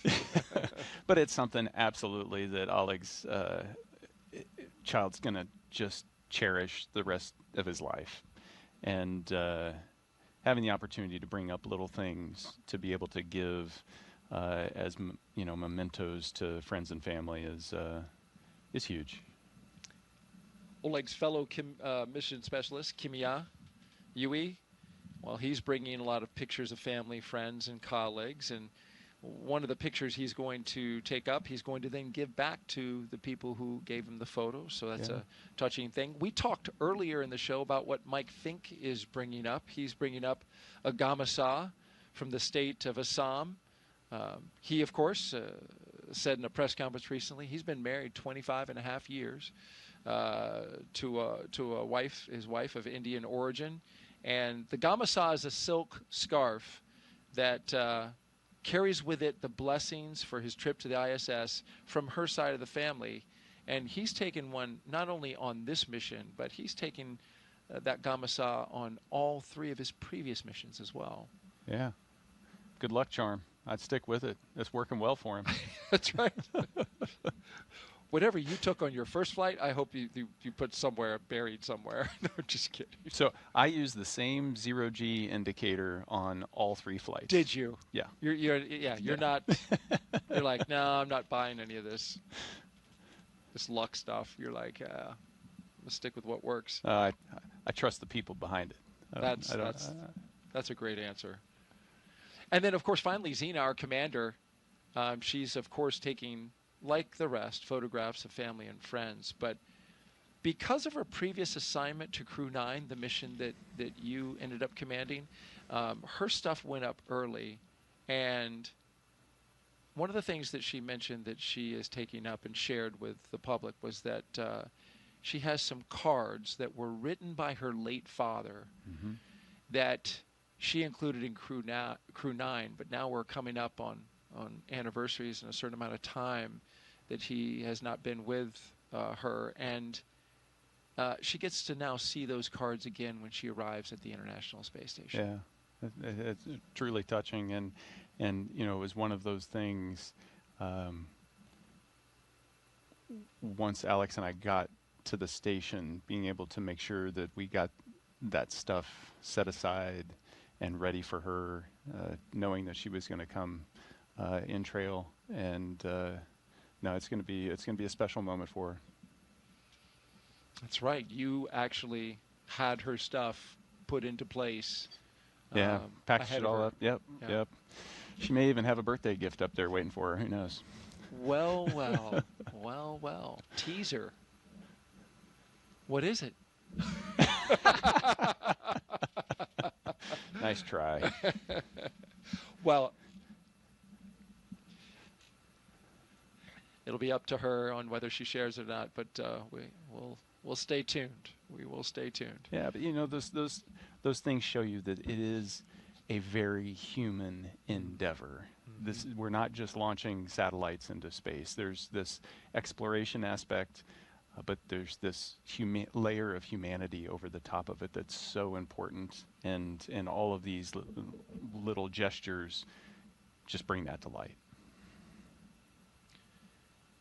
We are currently 1 hour and 30 minutes until liftoff of Dragon, flying Crew 11 to the International Space Station. There you see Endeavour, the capsule at the very top. 6th flight today for that capsule the number of historic flights that it has under its belt, beginning with Demo 2, and then going on to Crew 2, Axiom 1, Crew 6, Crew 8. Long history with CCP, the Commercial Crew Program, which has a fond place in the hearts of the folks who work for CCP for this spacecraft. Spent a lot of time reviewing data and examining it, getting it ready for each flight that it flew for NASA. It's a workhorse. It is, and as you know, spaceflight is hard on equipment. So those checks and examination of the data and looking over the critical systems is an important part of making sure that that capsule can continue on. It's currently at its 6th flight, but these spacecraft were only certified for 5. CCP did a recertification, moving it up to 6 flights. Ultimately, SpaceX would like to fly these capsules 15 times. And they say that they have systems that are ready for 15 times reuse. Commercial Crew Program is currently reviewing and looking over the data to determine how much more of the systems need to be reviewed in order to certify it for those additional flights. But that's exactly it. That's the goal here, is to make these spacecraft and rockets reusable, bringing down substantially the cost of spaceflight. Yeah, and hopefully opening space up to so many more.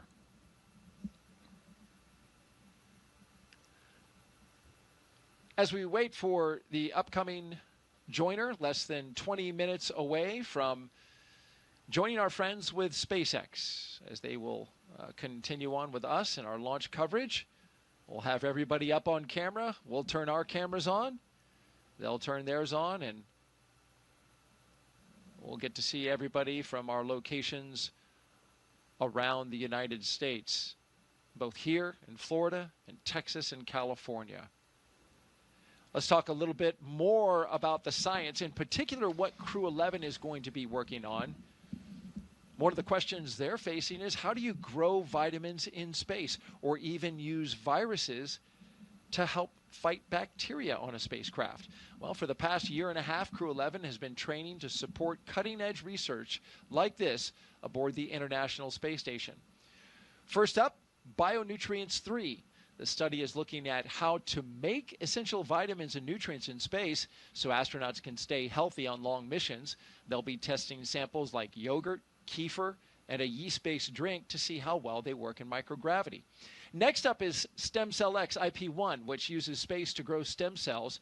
These stem cells can turn into any type of cell in the body and could one day help treat diseases like cancer. Growing them in microgravity may produce more volumes of cells, mass producing them, and better ones than we can make on Earth. And then there's Genes in Space 12. It's testing phage therapy, which uses viruses that could target and kill bacteria. It could be a powerful alternative to antibiotics, especially in space where infections can become harder to treat. Some really fascinating research happening on board station. In addition to the human research side of things, you were talking about this earlier, each one of these astronauts will be studied, many of their biological functions and their, of course, biological data will be studied as their time comes to a close in space, and studied afterwards, studied during, studied afterwards, and possibly it being an 8-month mission. Yeah, you have the opportunity as crew members to volunteer to be a human test subject for a lot of different experiments that are focused on how does microgravity and the space environment, the high radiation environment, how does that affect human physiology? And it runs the gamut from just muscle and bone health all the way down to genetic structure and how that changes, or how our immune systems might be suppressed. And we've been doing this for 25 years and we're still learning. Space is hard on the human body, is it not? It is, but the body is so amazing in how it adapts. It is constantly responding to the environment around us, and we don't really see that on Earth because the changes in the environment around us aren't dramatic enough. But when you pull us out of Earth and put us into space, that dramatic change, you get to watch your body respond to all of that, whether it's spinal growth and straightening that causes you to grow a little bit taller, whether it's the fluid shift and you know, the pressure distribution within your vascular system is more balanced, and you feel that in your head. It goes even to the way you perceive the environment around you and your mental predictions of how things behave. You start to predict and think in weightlessness. All of that adapts, and you've got a front row seat for it, so it's pretty amazing. Literally experiencing the changes happening within your own body.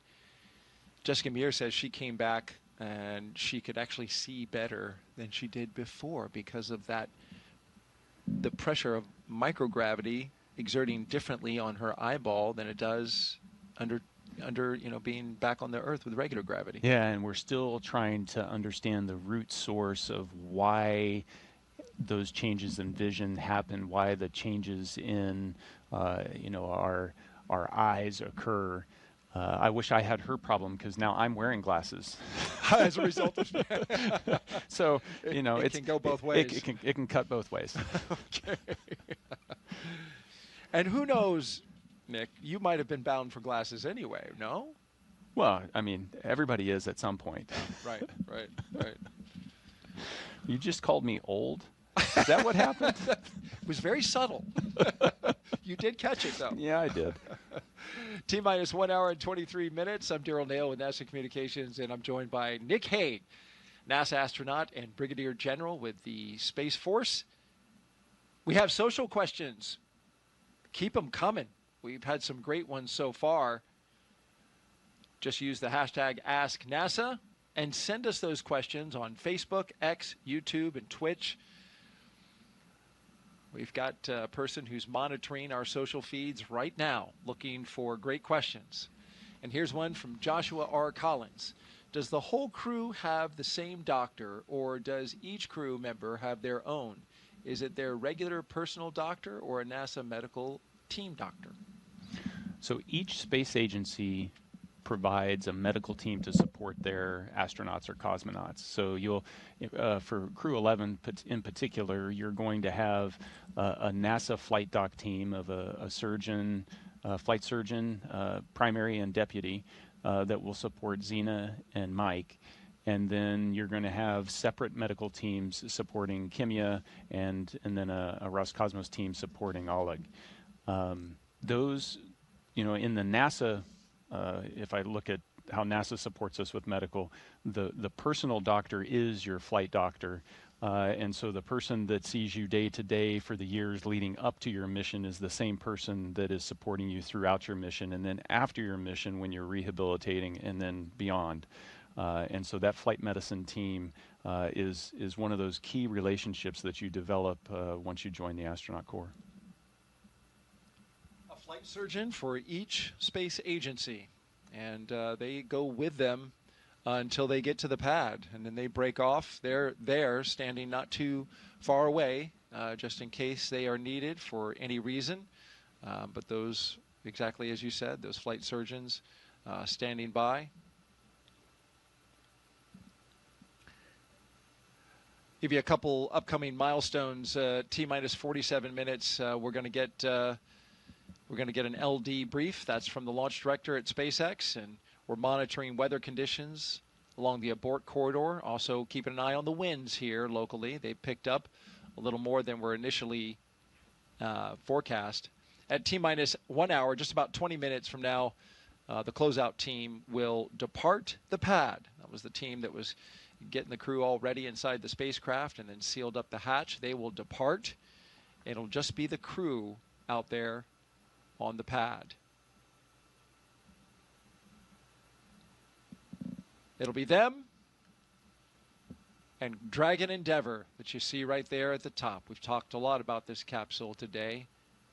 It's taking its 6th space flight. Since its first flight in 2020 for Demo 2, SpaceX's Endeavour Dragon has been a workhorse for NASA's Commercial Crew Program, flying mission after mission. It has safely carried astronauts to the International Space Station 5 times. Demo 2, Crew 2 in 2021, Axiom Mission 1 in 2022, Crew 6 in 2023, and Crew 8 in 2024. In all, Endeavour has flown 9 NASA astronauts, 3 space tourists, 2 Roscosmos cosmonauts, 1 retired NASA astronaut, 1 ESA astronaut, and an Arab astronaut from the UAE to and from the International Space Station. Crew 11 marks Endeavour's 6th mission, the flight leader to the ISS. And we leave you now with dancing from Crew 1. Apparently choreographed as well. Look at that. And they had their act together. What choreographed dance moves did you do, Nick? Don't dance. That's one thing that don't didn't. Dance. That's one thing that didn't translate into space. Yeah, I don't dance on Earth, and I didn't dance in space. But you can do somersaults and flips and twists, though. Yes, especially as you're zipping around that space station. I mean, it's fun. Yeah, oh man, it's like, it looks like it. Every dream you had as a 5-year-old of flying around, and you get to do that every day. I used to dream that as a kid so often that I could just flap my arms and fly. Yeah. It was a recurring dream that I had, and sometimes I woke up really actually believing that I could fly. I can imagine when you're on the ISS, you wake up and it's like you get to just do it again day after day. Yeah. It's real. That dream is real. It's your new normal. Yeah. And you just have fun with it. You float over and grab your drink bag to rehydrate your morning coffee, and you can do a backflip between that and the water dispenser, and you just play with it. You know, you don't need to use utensils to eat. You can just put the food out in the air in front of you and pretend like you're in an aquarium.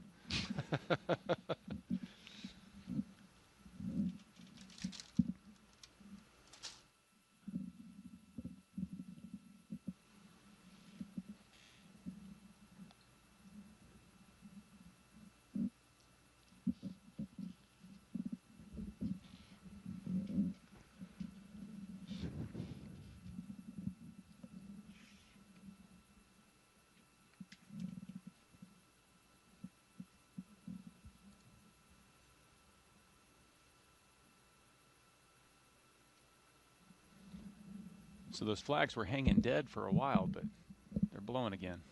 Yeah, that's the breeze that the forecasters looked at the charts and the data that they have around all the instruments that we have around the Kennedy Space Center. And early this morning forecast an earlier kick up to those winds, and so we're seeing them now. They've got a forecast for 14 knots around liftoff time with a peak of 18 knots. Of course, they're going to reevaluate that here in about 25 minutes or so. And of course, we'll be listening in to the launch communications by the team, making sure we keep you updated to their progress. We have a launch opportunity today at 12:09 p.m. Eastern Time, but if for some reason the weather does not work out, we have opportunities the following days. Tomorrow, on Friday, August 1st, where we have an 85% go for weather, with the only concern being potential cumulus clouds like we're seeing today.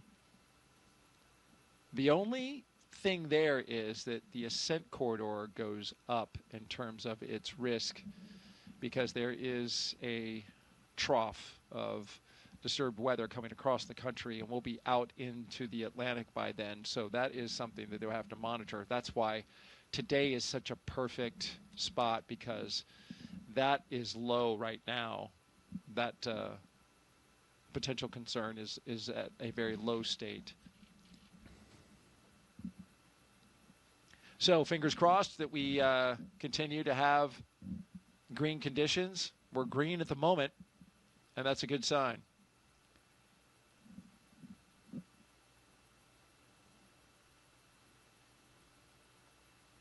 We're T-minus 1 hour and 15 minutes until the liftoff of Crew 11 on a Falcon 9 rocket to the International Space Station. Thank you for joining us. Whether you're watching online or streaming, we are glad to have you here with us as we get ready to launch 4 humans to space from the Kennedy Space Center in Florida. Crew 11 will be the latest crew to fly as part of NASA's Commercial Crew Program, which uses private companies to transport people to and from the orbiting lab from U.S. soil. Those people, NASA astronauts, like the one sitting right next to me right now, Nick Hague. It's been a great countdown so far. Weather is 90% go. We've got the excitement picking up as we draw closer to our T0. At this point, Nick, the crew has had, as you mentioned earlier, a lot of time to reflect. But the activity is going to start picking up. Yeah, you know, everything, it's an instantaneous launch window, and so you have to start backing up from that of the things that need to be done. And the big one is right now they're sitting on a rocket that's empty. So they're not going anywhere unless they put some juice in the rocket. So that's going to start around the T-minus 35 time frame. And before we start to load all of that, those explosive materials, we need to make sure that the launch escape system is armed. And so we'll go through a debrief prior to that to make sure everybody's good. Then we'll arm the launch escape system and then start with that prop load. So there's some big things, and as you're sitting there, the reality of the situation, you understand how once they make the decision to go, once we launch that launch escape or arm that launch escape system, you're on a live rocket. And if something goes wrong, the system can make a decision that it's going to automatically pull you to safety. And it's designed to do that. You want it to do that, but you also realize that, you know, in a fraction of a second, you could be in a very different situation than you are right there. You would know that well, as your mission had an in-flight abort in 2018 while flying Soyuz MS-10. But that launch escape system worked perfectly and brought you and your crewmate down safely to ground, to your family. And you dusted off your boots, got back on 5 months later, and successfully got into space on MS-12. So that launch escape system is a critical component to a successful mission. Absolutely, and we test them rigorously. And you know, SpaceX did an in-flight abort test. They've done pad abort tests. You know, they've shaken this system out to make sure that when you need it, it'll be there for you.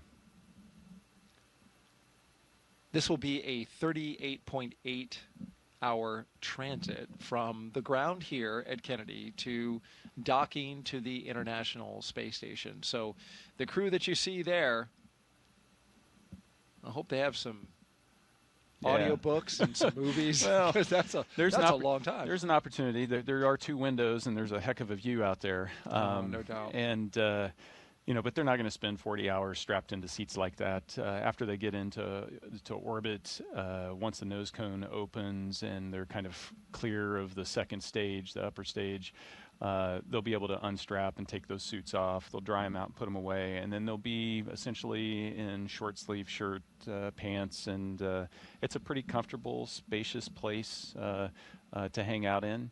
And they'll be camping in Dragon for 40 hours until they get to the station. A few hours before they get to the station, they'll have to get back in the configuration that you see them here, do their leak checks with the suits, all stuff very similar to actually getting in the capsule on the launch pad. Is it roomy in there? It doesn't look roomy from this shot, but I know there's a lot more to Dragon than what we're seeing right here. Yeah, it is quite roomy. There's a whole bunch of volume, and when you're in space, you think about floating, you think about volume and not necessarily surface area, and so the volume you don't see is above the displays. You can fit a couple people up in the space on the top of the screen that's off screen that you just can't see. And then down by the cargo, underneath their feet, there's a whole bunch of space down there. So those footrests you can take off, kind of stuff them under the seats. It creates this nice big volume. You can pull out your food and your drinks. You can stick things to the walls. And, you know, but it's like camping in a SUV. There's room, but you're still in an SUV. And you got to communicate, like, hey, excuse me, can I get over there, or can I get around you? And yeah, you know, let me put up the privacy curtain. I have to use the restroom. You're looking at a live view of Crew 11 at Launch Complex 39A at the Kennedy Space Center in Florida. Stay right here. In just a few moments, we'll be expanding our live launch coverage.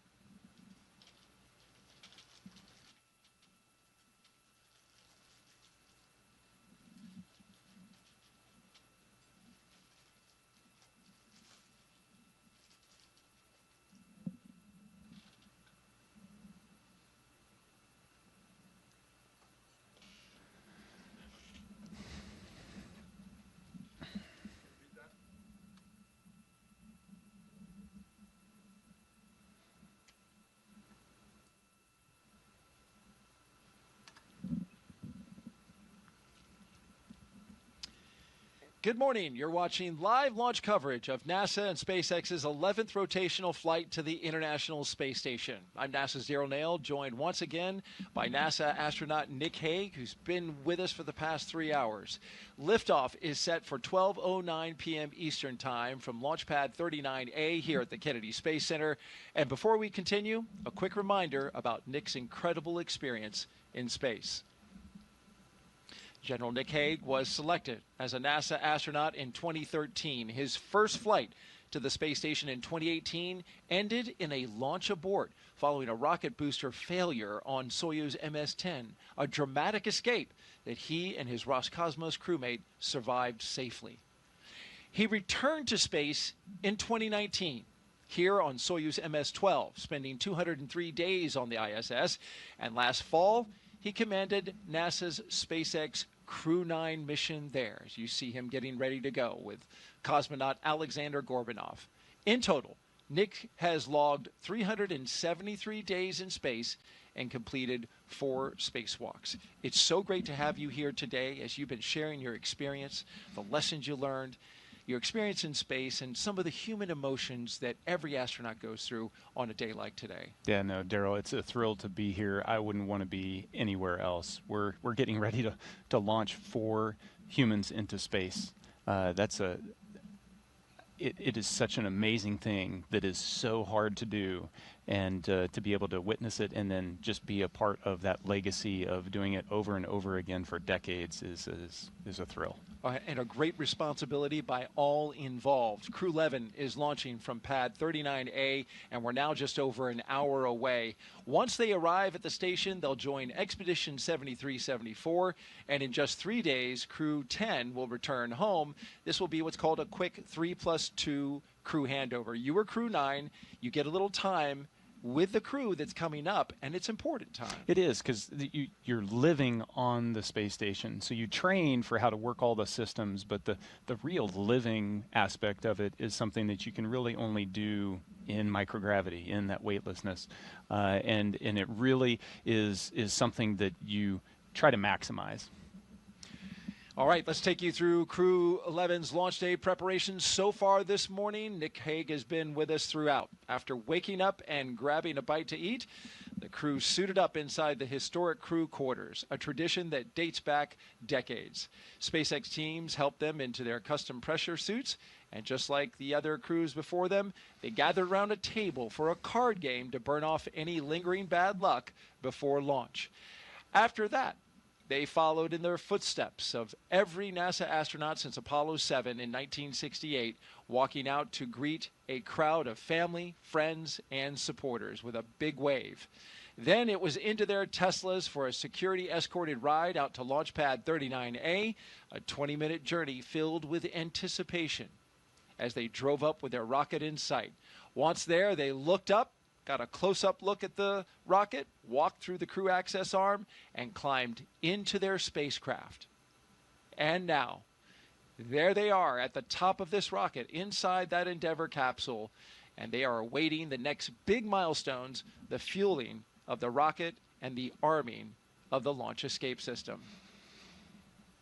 Throughout the broadcast, we are taking your questions to Nick Hague. Just use the hashtag AskNASA on the platforms Facebook, YouTube, X, and Twitch. We really want to hear from you. So send us those questions. He's got answers, and he's got good ones. Also, if you're watching YouTube, be sure to refresh your player or browser so you can join our live chat.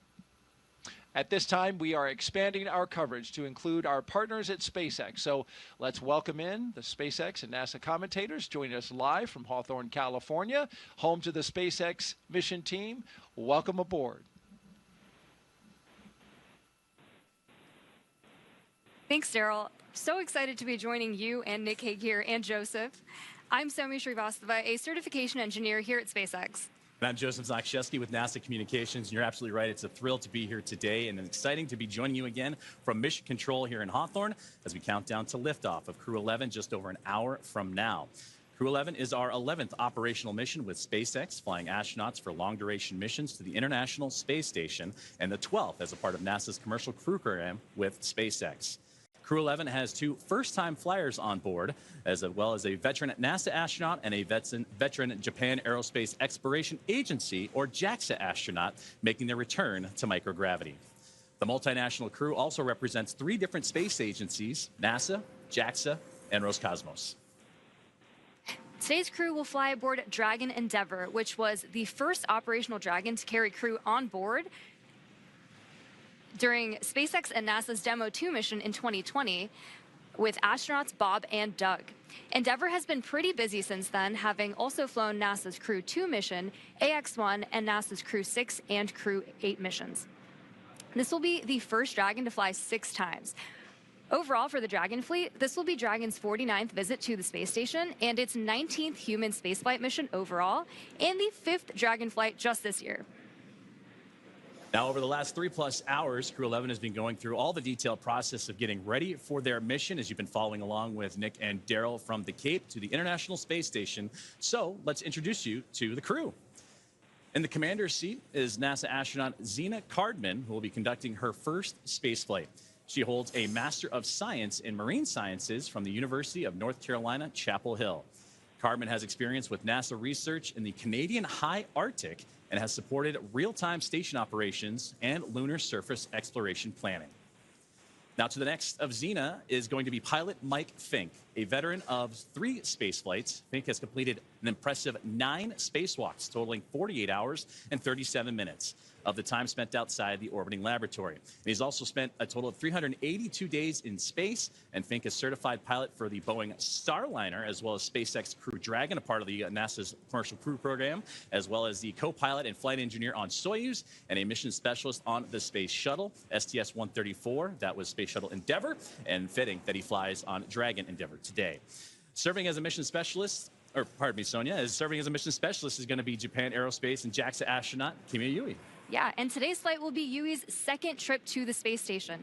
He was selected as an astronaut by JAXA in 2009 and has logged 142 days in space. And to round it all out, Roscosmos cosmonaut Oleg Platonov is also serving as a mission specialist and was selected as a cosmonaut in 2018 and will be making his first space flight today. Now, as we get closer to 1 hour away from liftoff, let's take a look at what's going to be happening with Crew 11 once on board the International Space Station. Crew 11 will briefly become members of Expedition 73 and then Expedition 74 in the fall. Following departure of Soyuz MS-27 spacecraft, that's when the expeditions will change over, and that departure will feature NASA astronaut Johnny Kim. They'll also conduct space station maintenance and scientific research to understand plant cell division, finding alternatives to antibiotics and microgravity, investigate producing essential nutrients on demand for long-duration missions, and study how spaceflight affects human physiology and psychology. The crew will also engage with students worldwide via the ham radio and use its existing hardware with newly integrated software to test a backup lunar navigation solution. So as the crew continues to prepare, as does the team on the ground, let's check in with another member of our broadcast team, Ronnie, here with SpaceX for an update on all things on the rocket, the capsule, the crew, and more. Ronnie? Thanks so much, Joseph. I'm Ronnie Foreman, a senior sales manager, joining you today from the SpaceX Statics Desk. It continues to be a smooth countdown, and we are looking good for an on-time liftoff, which is at 12:09 p.m. Eastern Time from the historic Launch Complex 39A in Florida. Now, coming up here in just about 15 minutes, we're going to be listening in for our team to report our final readiness for propellant load with a final go, no-go poll. Of course, here on the ground, teams will be staffed around the clock in Mission Control, which is just behind me here in Hawthorne, to monitor Dragon and the mission, not just today, but throughout the entire mission, from liftoff to Crew 11's arrival at the space station, all the way through splashdown when our astronauts return home. On console or on headset in mission control, as you can see on your screen right now. Tank isolation valves to equalize low flow pressure.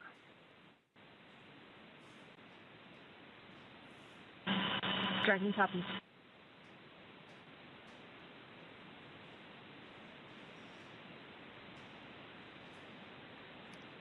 So we've got some good live action there from our teammates in mission control.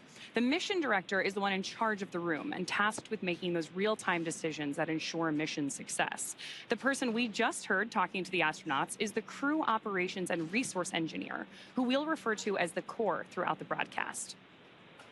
Our 4 additional team members are focused on vehicle systems, including avionics, navigation and control, software, propulsion, life support, and communication with ground support teams. Apart from mission control here, our Falcon 9 team is currently located in the Launch and Landing Control Center at Hangar X in Florida. So with less than an hour until launch, we are settling in for final checkouts, propellant loading, and launch. Back to you, Joseph. Thank you very much, Ronnie, and thank you for those updates as we are getting that live action in real time, and we'll continue to monitor those communications with the crew and everything surrounding Crew 11 and their launch here today.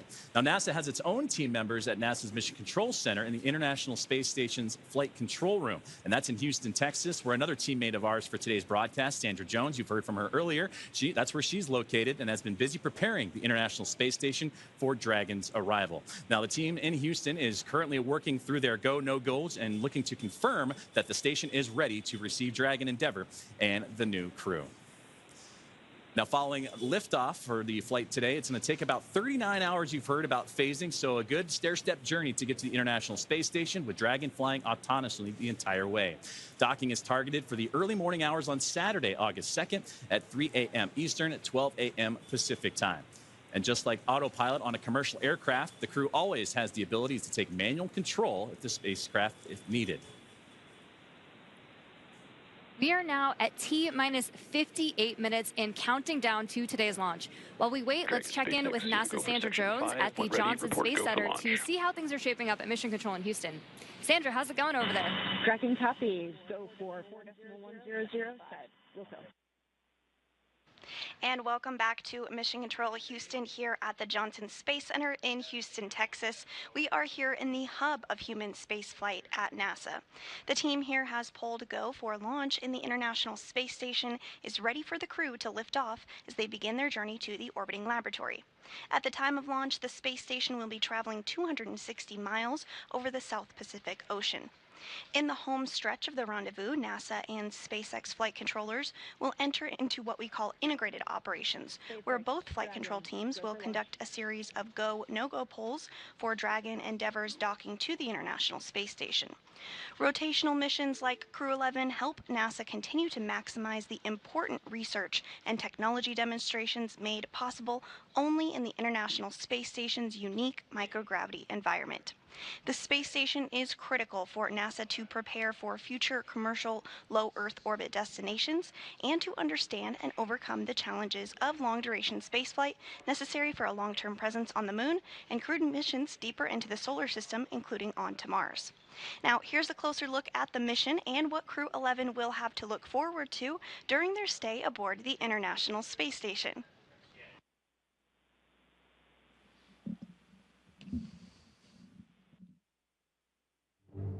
International Space Station, one of humanity's greatest accomplishments so far. 15 countries working together and adding more all the time that have helped plan, build, and fly the International Space Station. And it just shows what human beings can do when we work together.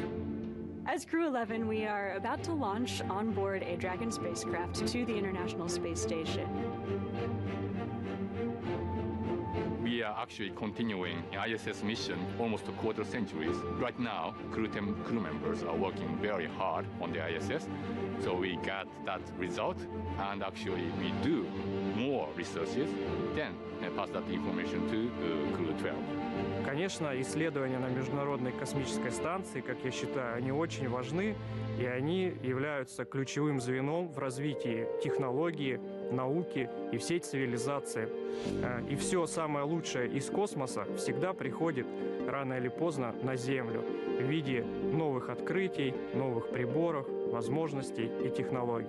I'm very excited to see what kind of payloads we get to work with. It's a really interesting day-to-day life where 1 hour you might be fixing the toilet and then the next hour you're working on a physics experiment studying fundamental processes of our universe. We're going to be up there for a lot of time. And we are going to, every day, be in space, look at the Earth go by, and accomplish some really amazing science. We will do material science and human research in space, lots of experiments, and then maybe do some spacewalks.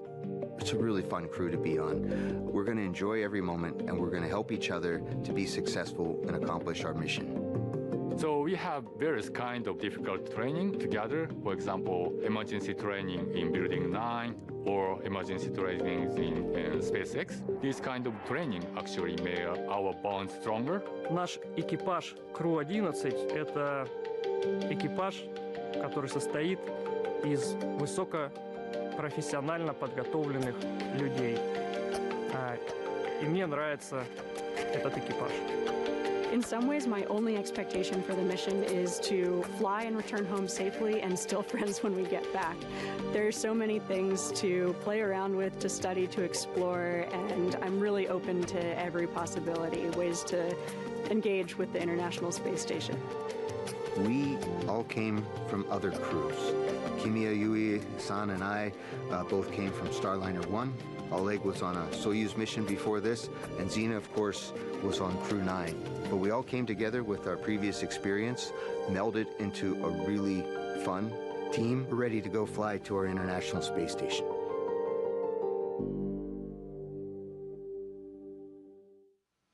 And we're back at the Kennedy Space Center in Florida as we have a beautiful shot from our flight helicopter right there of the vehicle assembly building. The Artemis II mission, the rocket inside, will launch early next year. 4 astronauts around the moon. But we are focused now on that launch pad that you see right ahead of us, which is Launch Pad 39A and the Falcon 9 rocket with the Endeavour spacecraft on top of it. We've got 4 astronauts inside right now getting ready to launch to the International Space Station.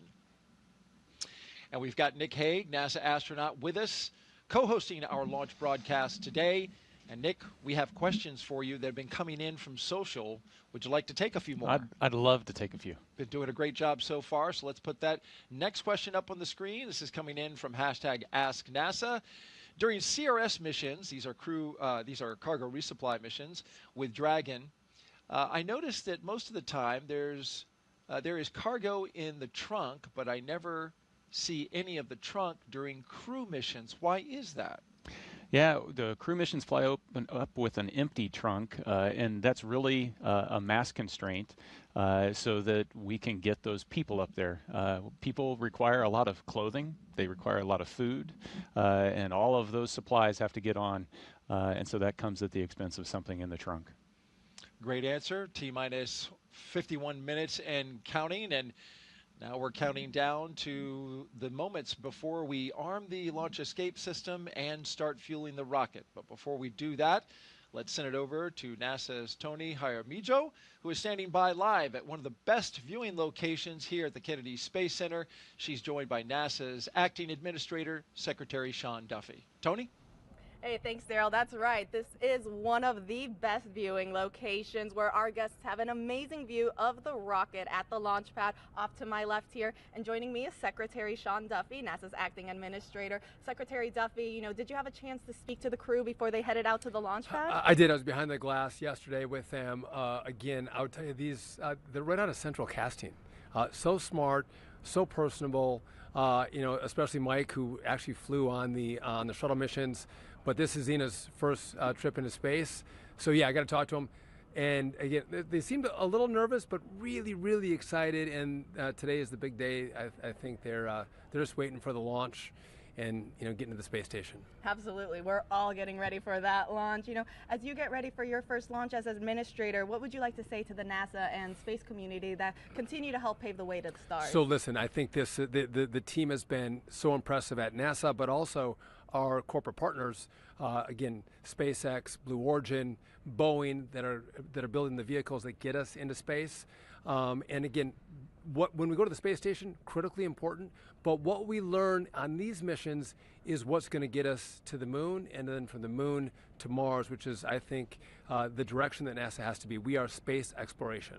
Absolutely. You know, as you get ready for your first launch experience, what have you learned from Crew 11, and what are you looking forward to learning as you lead NASA? Well, listen, I've learned that they're really well trained.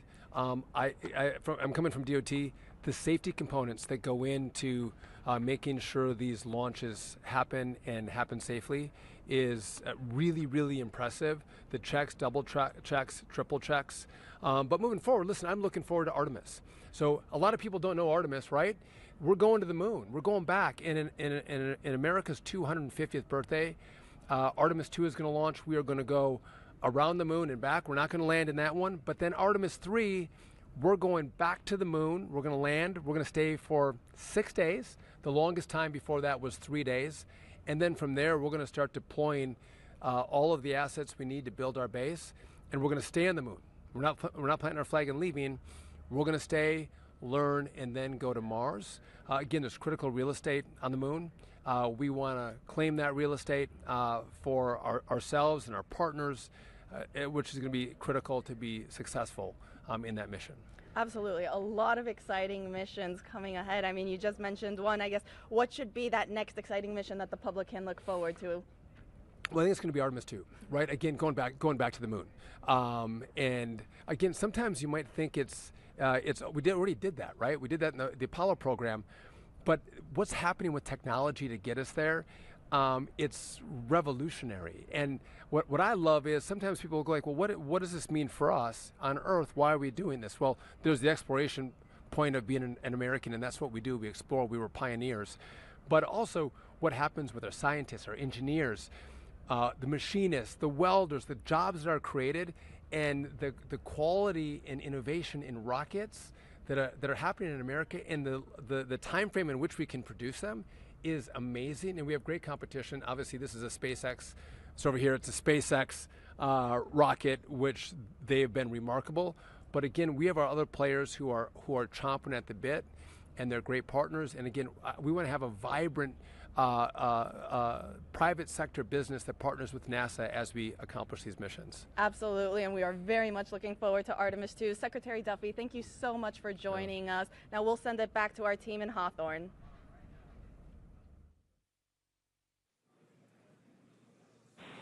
Thanks, Tony. That was an awesome interview with Senator Duffy. We are also really excited to see what Crew 11 does and accomplishes on their mission. But now let's bring it back to Mission Control here in Hawthorne, and the teams are continuing to prepare Falcon 9 and Dragon for launch. Falcon 9 is the first orbital-class rocket that is capable of reflight.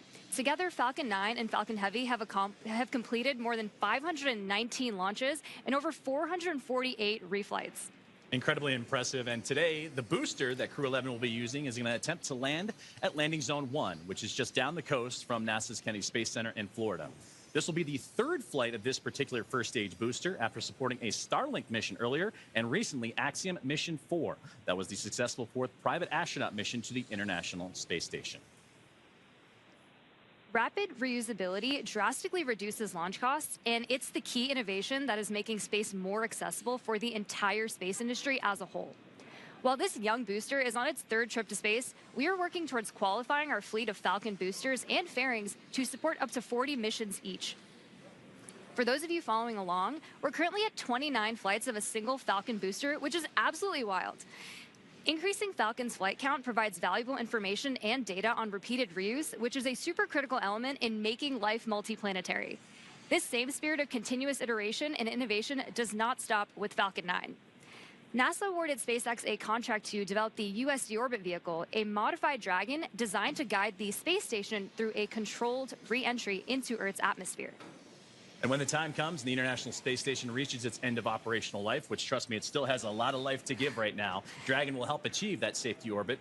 During the CRS-31 cargo resupply mission, Dragon successfully performed a reboost test for NASA that demonstrated Dragon's ability to change the station's orbit, and we'll see a similar test coming up, and that'll help inform plans for the upcoming commercial resupply mission number 33 with SpaceX, where Dragon will fly an extended mission and repeat that reboost demo with a modified trunk called the Boost Trunk. This modified trunk will give Dragon the ability to change the station's velocity by up to 10 meters per second. And testing these added capabilities will provide NASA with additional options for station operations in the coming years. And yet another innovation that SpaceX is working on is the intravehicular spacesuits, or IVA suits, that astronauts wear during Dragon missions. These suits are worn by the astronauts while they're inside the spacecraft, countdown one, the poll versus for the propellant load and extravehicular, or launch is EVA complete, and the spacesuits team that are... pulled go for propellant load and launch. For all operators in MCCX and Hangar X, both control rooms will go into lockdown at T-minus 45 minutes and will remain in that state until LES is disarmed.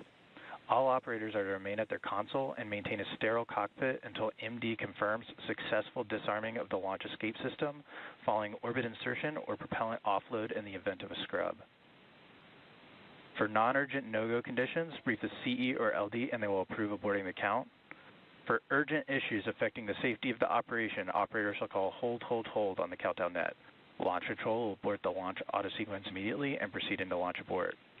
At T-minus 10 seconds, launch control will be hands-off and relying on automated abort criteria for the remainder of the count. Operators advise launch director whether structural breakup or fire is imminent or occurring per Dragon manual flight escape rules.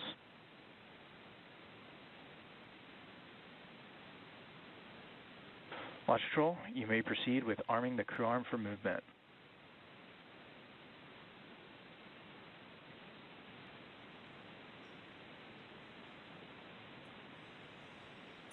Arming crew arm for movement.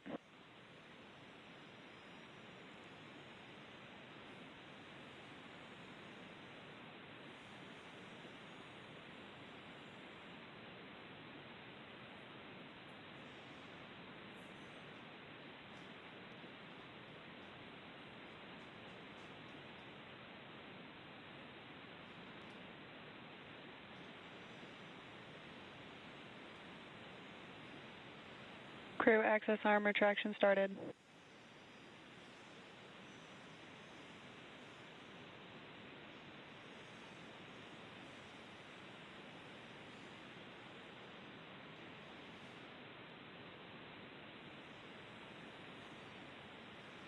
And we are watching the crew access arm rotate away from the Dragon Endeavour and the Falcon 9 rocket. That was an incredible view, Nick, from up high, 275 feet in the air. Yeah, and so as the arm goes away, that's really your first unobstructed view out those two windows inside the Dragon capsule. Unique to Dragon for Soyuz flyers, there were no your windows don't open until you get all the way up to orbit and come out of the fairing. So here you can see what the weather's doing outside for yourself. And there they are, strapped in, Crew 11. Our next big milestone. Crew access arm retraction complete. As we hear that the crew access arm has completed its retraction. Our next big milestone is to have the astronauts drop their visors and start up for Section 7 in their operations. Dragon SpaceX, you are go for Section 6. Close visors and arm launch escape system. Dragon copies. Go for Section 6. Closing visors and arming LES. They may have renumbered the procedures because in the past it was Section 7. That's we may not have gotten that update. But this is a critical moment indeed. And that crew access arm, it can rotate quickly back to Dragon in this moment. SpaceX Dragon. Visors closed. Arming LES.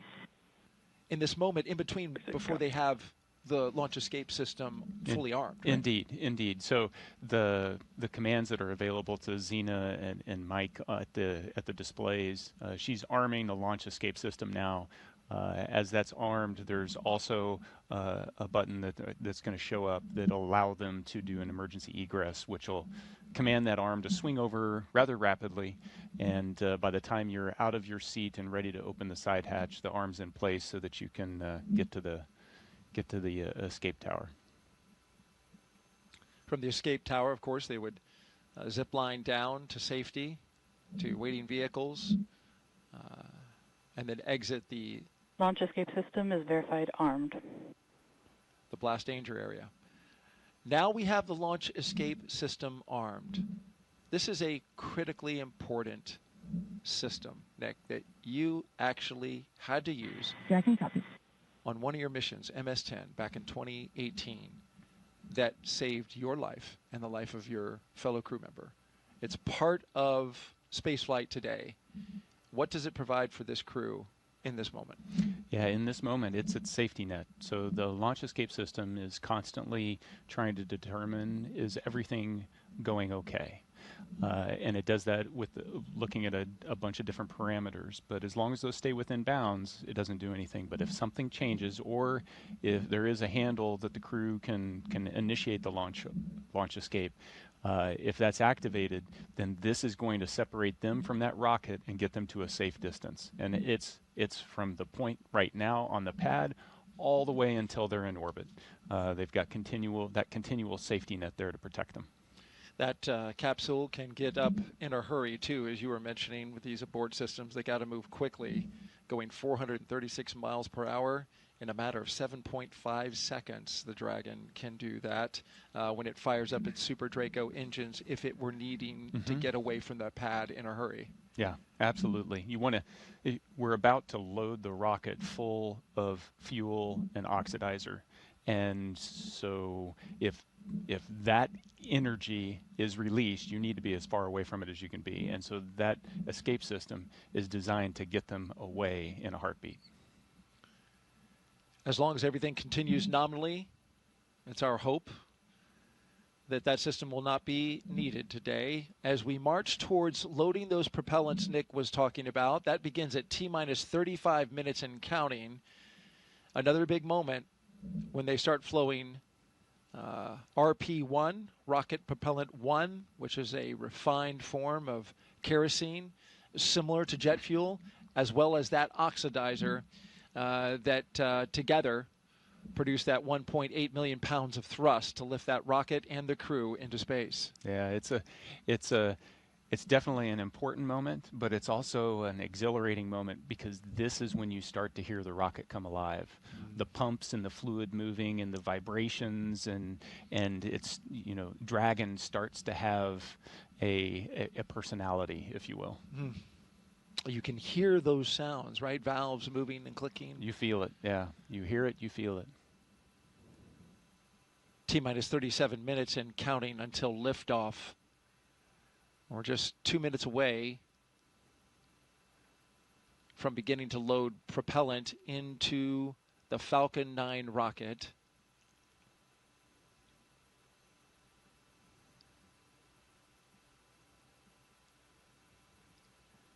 Weather is looking good at the moment. We are 90% go. There was a small concern for cumulus clouds in the area. That's just the 10% because of course, this is July in Florida. And you can see even now, Nick, the sea breeze from the cool ocean starting to create... Tanks are venting for the start of propellant load. Starting to create those little cumulus clouds bubbling up around the pad. We had a clear sky earlier. We're getting a little bit now, but overall, we're expecting that should be clear. I see blue. It's the glass half full. I like that. As long as we have that blue sky straight over top of the rocket and 10 miles out, we are good to go. And so far, right now, green conditions. The range is clear. The area around the pad. Boat traffic has been cleared by range operations.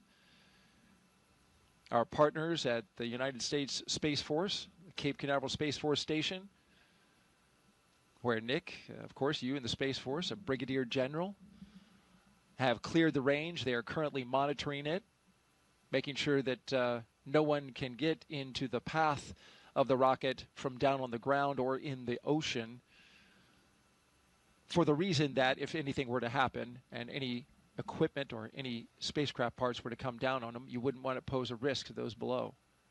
Yeah, public safety is important, but it highlights just the expansive team that even for this one place, the number of organizations that have to work together and they're necessary for success.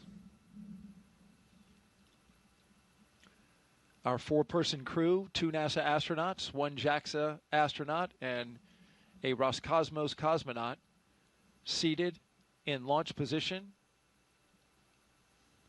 monitoring their systems on their heads-up displays.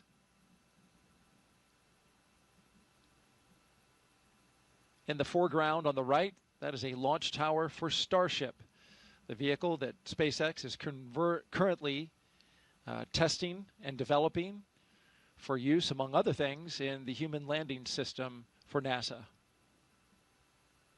The launch auto sequence has started. And that's the call that begins the propellant flowing into the rocket. And now we are on an autonomous timeline counting down to 0 at 12:09 p.m. Eastern Time. This is a good milestone. It really signals that we're going to space. Yeah, it's you know, the clock is definitely ticking. Up to this point, the crew's been strapped in for a little more than 2 hours. There's been margin built into the schedule just in case, you know, the side hatch doesn't pass its leak check or a suit doesn't, you know, whatever pops up, we've got a little margin. As we get closer and closer to liftoff, that margin disappears. And so now we're on a pretty tight timeline all the way down. You know, 35 minutes to launch. The visors have been closed since they armed the launch escape. It's been about 8 minutes. It's at this point where I'm sitting there going, I wish I had scratched my nose before I put my visor down and trying to figure out how I'm going to do that, because they're going to be like this for another 45 minutes with the visors down. Boy, that sounds like a long time when you put it that way. Well, there's great anticipation, right? This is the moment they've been training for, a year in the making. For Zena Cardman, who's essentially trained twice, even longer than that. They have been looking forward to this moment for so long and training so intensely, and here it is upon us. Yeah, and you know, the time for reflection was in those 2 hours leading up to this point. At this point, now it's the mental rehearsing. They're chair flying exactly what's going to happen during the next 10 minutes when they lift off, and all the different things that they're going to need to do, as well as the couple few activities that they're going to have once they get to orbit. Chair flying. That's what our astronauts are doing right now, and we'll stay with them as we count this down. For now, let's send it out to SpaceX in California.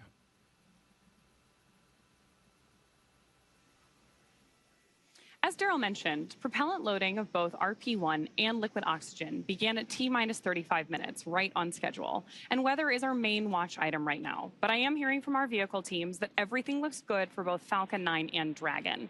So next up, at about T-minus 30 minutes, the SpaceX launch director will inform the crew when loading of cryogenic helium will begin.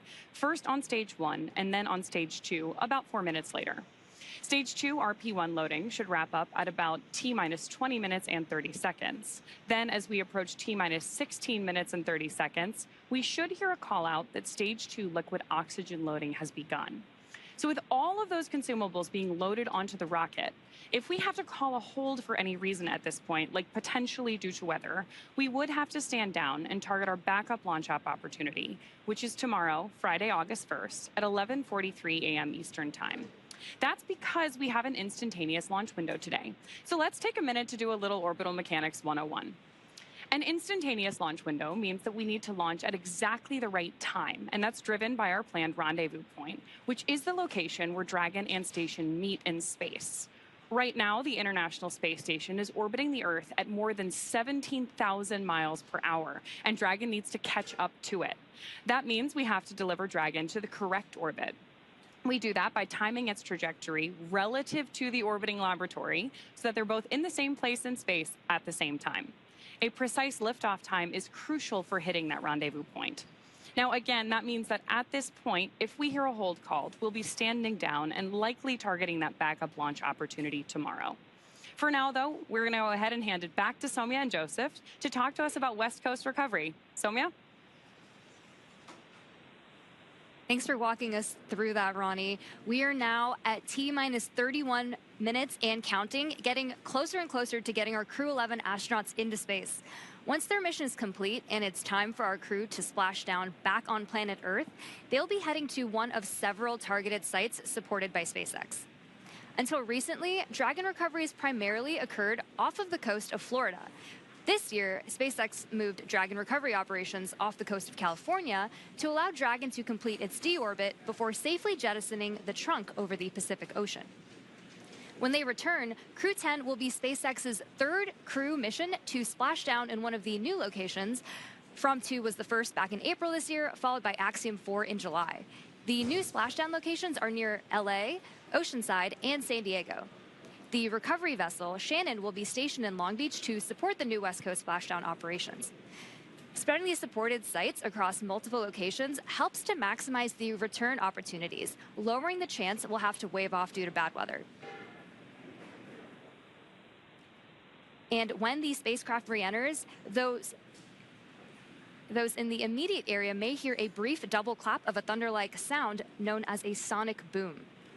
I can't wait to hear one myself one day, but to hear everything that's gone on and to move operations to the West Coast has been incredible to watch, both from a SpaceX standpoint and from NASA, to see the teams across the country working together, the International Space Station Commercial Crew Program. And like Nick mentioned earlier, there's an army behind every one of those movements and getting ready and preparing for these West Coast splashdowns. So it's going to be phenomenal to watch and see NASA's first crew mission return on the West Coast. Well, back to today's mission, Crew 11, as they continue to get ready to go. They're inside now half an hour until launch time. Let's take a look at more and a bit more and learn about the astronauts flying today. I think it's really innate in our human nature to want to keep exploring and to keep pushing boundaries. Everything that we do in space is ultimately for Earth and for the human species. We are having a lot of good experiments on orbit, making new medicines. That is actually good for everybody. By understanding how to live and work in space like we have with the International Space Station, we can now become a multiplanetary species by having bases on the Moon and bases on Mars. И выполнение полета в космос, на мой взгляд, важно, потому что в конечном счете необходимо человечеству будет двигаться в дальний космос для того, чтобы открывать новые миры, исследовать новые и новые горизонты. For me, it's a really compelling goal to go farther and farther afield in space and pushing our boundaries as a human species that way, learning more about our own home planet as we try to go farther. We've been going and living aboard the International Space Station for 25 years. We're ready to make the next steps. We're ready to go to the Moon. We're ready to go to Mars. We're ready to explore the solar system. We understand the effects of what life in space does to the human body, and we need to continue those studies. We need to continue getting ready and get ready and go to the Moon and Mars, and that's why it's important to go to space. All right, let's head back out now to a launch viewing location where Tony's at for another interview with some special guests. Tony? Hey, thanks, Daryl. That's right. Joining me is Dr. Stephen Platts and Dr. Lori Glaze to talk to us a little bit about the human research that's going to be on this mission. You know, Steve, can you tell us a little bit more about what human research Crew 11 will be conducting? Sure. We're very excited for the launch. We have 10 experiments flying on Crew 11. Everything from cardiovascular systems, central nervous system, all the way to genomics, the full breadth, and addressing many very important risks for us to get to the Moon and Mars. That's a lot. You know, speaking of the Moon and Mars, Lori, how does the human research conducted on Space Station help us for those future missions to the lunar surface and eventually Mars? I'm so glad you asked that question. You know, a lot of times we talk about the future, you know, we're going to explore the Moon and Mars. It's here. We are actually less than a year away from our first crewed launch, where we're going to send 4 crew out and around the Moon for 10 days and bring them back. And then about a year after that, we're going to land on the Moon. And we need to be ready, right? We need to be ready for the trips to the Moon and then eventually to Mars. Our crew are going to need to be able to thrive in an environment where they're in microgravity, perhaps for as long as a year. And then we're going to need them to perform on the surface of Mars under 1/3 gravity and do their exploration activities. So we really need to understand how they're going to react and respond to that environment. And the experiments that are being done on Space Station today, it's such a unique laboratory where the kinds of things that Steve's talking about, we can study physiological responses to bones, muscles, blood flow. Mental health is an incredibly important part of this activity. And the experiments that we can do, for example, growing plants without soil, recycling water. If we have the ability to recycle water, maybe 98% of the water that the crew uses, that's less resources we need to bring along. And then sensors that can detect, for example, solar storms so that our crew can take shelter or protect themselves while they're on their journey. So again, the experiments that are being done are incredibly important to our planning, which, as I said, we're launching in less than a year. We need to be ready. That's right. I mean, a ton of valuable research that we are gathering. Speaking then on, the research for Crew 11, Steve, I heard, there's a new experiment that's going to space station. Tell us a little bit more about that. Yeah, that's called manual piloting, and what that is looking for is the ability for the crew to land a vehicle on the lunar surface. So we're looking at the sensory motor aspects, balance, cognition, some of the things that Lori was talking about, and putting them all together, and we have a simulator that actually moves in all dimensions and allows the crew to feel like they're actually landing a spacecraft. And we're doing that pre-flight. We have some devices on station where we can do in-flight measures as well as post-flight. So that will give us a great idea of what we need to do to prepare the crew to land on the lunar surface. That's great. I mean, Lori, tell us a little bit more about those benefits of traveling then beyond low Earth orbit now. Well, the reasons we're going to the moon and eventually the ability to establish a permanent presence on the surface of the moon, a base per se that we can go back and visit multiple times, is the science that we want to conduct on the surface of the moon will be incredible. We're going to a place that is totally different than where the Apollo astronauts landed, so totally unique environment, different lighting conditions, different geology of the rocks. We anticipate there is water ice beneath the soil in some places near the South Pole where we're going to land humans for the first time ever. So we will be able to do incredibly unique science, but we'll also be able to continue the human research aspects for longer duration stays on the surface of the moon where we're trying to live and work, and that will again feed forward to help us be better prepared for Mars. Absolutely, a ton of exciting things coming up. Thank you both so much for joining us. Now we'll send it back to Daryl and Nick. Thank you, Tony. Crew 11's time in orbit will teach us how to keep humans healthy in space for the long haul. Meanwhile, on the moon-facing side of NASA's work, Artemis II astronauts, including Commander Reed Wiseman, are training for a very different challenge, a 10-day mission around the moon. And before they launch, NASA and the Department of Defense are making sure they know how to get them home, even in an emergency. Here's Reed with a behind-the-scenes look.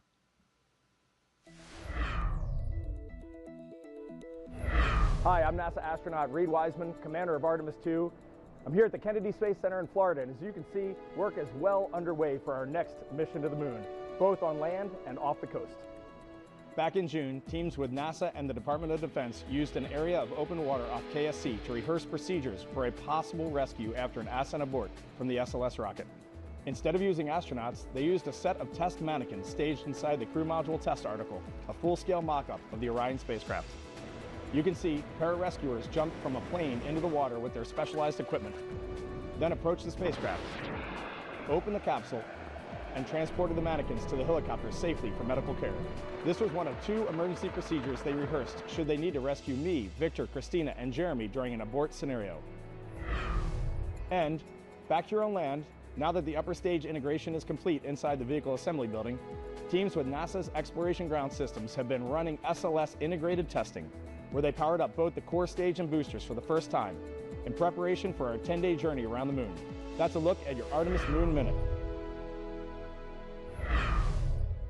For more Artemis updates, scan the QR code on your screen right here or visit nasa.gov/Artemis-Roman numeral 2. Nick, I know you're excited for Artemis. Absolutely. One of your fellow astronauts you spend a lot of time with, Christina Cook, is going up. Yeah. The astronaut corps is small, so you know everybody in the corps, and so I'm excited to see all 4 of them take their trip around the moon. It's exciting. It's been a long time for NASA, more than 50 years. All right, now let's send it back to SpaceX in Hawthorne, California. Thank you very much, Daryl and Nick, and it was impressive to hear that interview and that Moon Minute, and it's amazing to see how interwoven what's being done with these crewed missions to the International Space Station and how they impact moving forward and the Artemis campaign. So incredible to see about how those 2 crews and how those 2 missions work together. Now, as we get back to today's launch, we're now approaching 20 minutes away in the countdown for NASA's SpaceX Crew 11 mission to the International Space Station. So let's take a look at Falcon 9 that's on your screen now, and that is a two-stage rocket that is 29 feet tall and getting ready for liftoff, and again, approaching 20 minutes away. At launch time, it produces more than 1.7 million pounds of thrust. Sonia, that is impressive firepower. Yeah, and rockets like Falcon 9 don't use all that thrust just to go straight up. Early in flight, Falcon 9 performs a gravity turn, which is a smooth Stage pitch 2, maneuver. RP1 load complete. Hearing good call-outs over the nets, which is a smooth pitch maneuver that tilts the rocket sideways to build up horizontal velocity. You may hear this call-out about 10 seconds into launch as the vehicle is pitching downrange. And once the first stage completes its portion of the mission, it shuts down and separates. And a stage rocket like Falcon 9 sheds that booster to eliminate the weight and uncover the Merlin vacuum engine on stage 2. To reach orbit, the vehicle needs to go fast, hitting an orbital velocity of about 28,000 kilometers an hour. And that's just to keep it from falling back to Earth due to gravity. That's fast enough to lap the Earth in about 90 minutes or fly from New York to here in Hawthorne, California in under 10 minutes, which is about 7 times faster than the U.S. Air Force's SR-71 Blackbird. After stage separation, today's booster will be landing at Landing Zone 1 at Cape Canaveral Space Force Station. This particular booster will be returning to Earth for its 3rd time.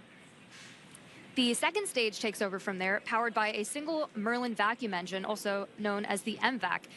With its extended nozzle and optimized design, the MVAC drives maximum performance, producing 220,000 pounds of thrust in the vacuum of space.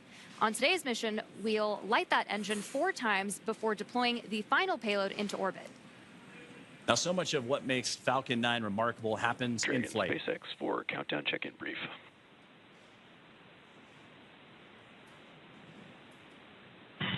Dragon's with you.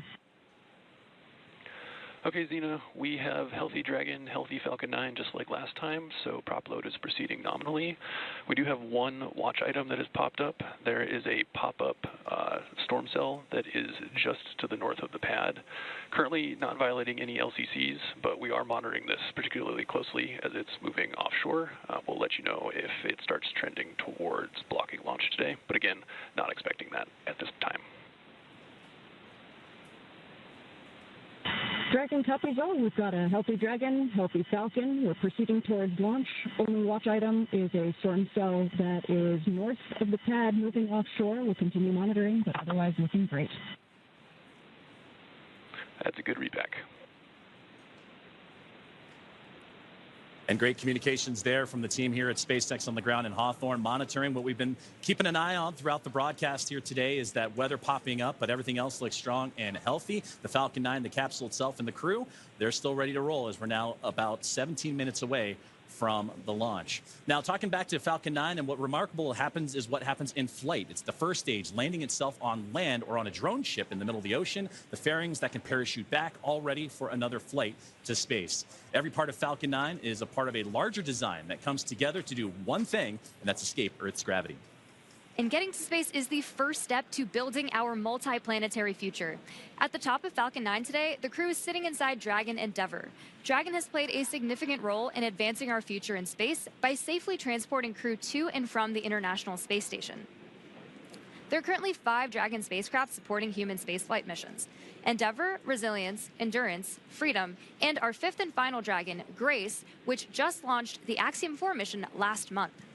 Designed with safety as the highest priority, Dragon is capable of carrying up to 7 passengers to and from Earth orbit. The Dragon spacecraft has Stage 2 LOX load has started. 16 Draco thrusters. As you heard that great call out there, as the fueling continuing to make its way into the rocket. And those 16 Draco thrusters can be used in space to help navigate the spacecraft to its destination, each providing 90 pounds of force. Now, that doesn't include the 8 Super Draco thrusters used for an abort, which are no longer active once the crew is in orbit. To date, Dragon has been to orbit 53 times, including 48 trips to the International Space Station and 18 human spaceflight missions. And as we mentioned earlier, today's Dragon, Endeavour, has been pretty busy, having also flown NASA's Crew 2 mission, Axiom 1, and NASA's Crew 6 and Crew 8 missions. Overall, for the Dragon fleet, this will be Dragon's 49th visit to the space station and its 19th human spaceflight mission overall, and the 5th Dragon flight this year.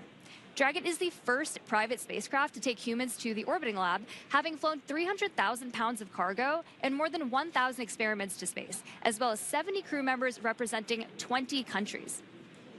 Our versatile Dragon spacecraft can autonomously dock with the International Space Station when outfitted with a docking adapter, which is just how it's configured for today's flight. And when it's not going to the space station and it's in free flyer mode, the docking adapter can be swapped out for a cupola, as it was back during the Inspiration 4 mission. Another option we have is the Skywalker hardware, which supports extravehicular activities or spacewalks, as we did during the Polaris Dawn mission. And amazingly, there has been a Dragon in space for 1,358 consecutive days since Crew 3.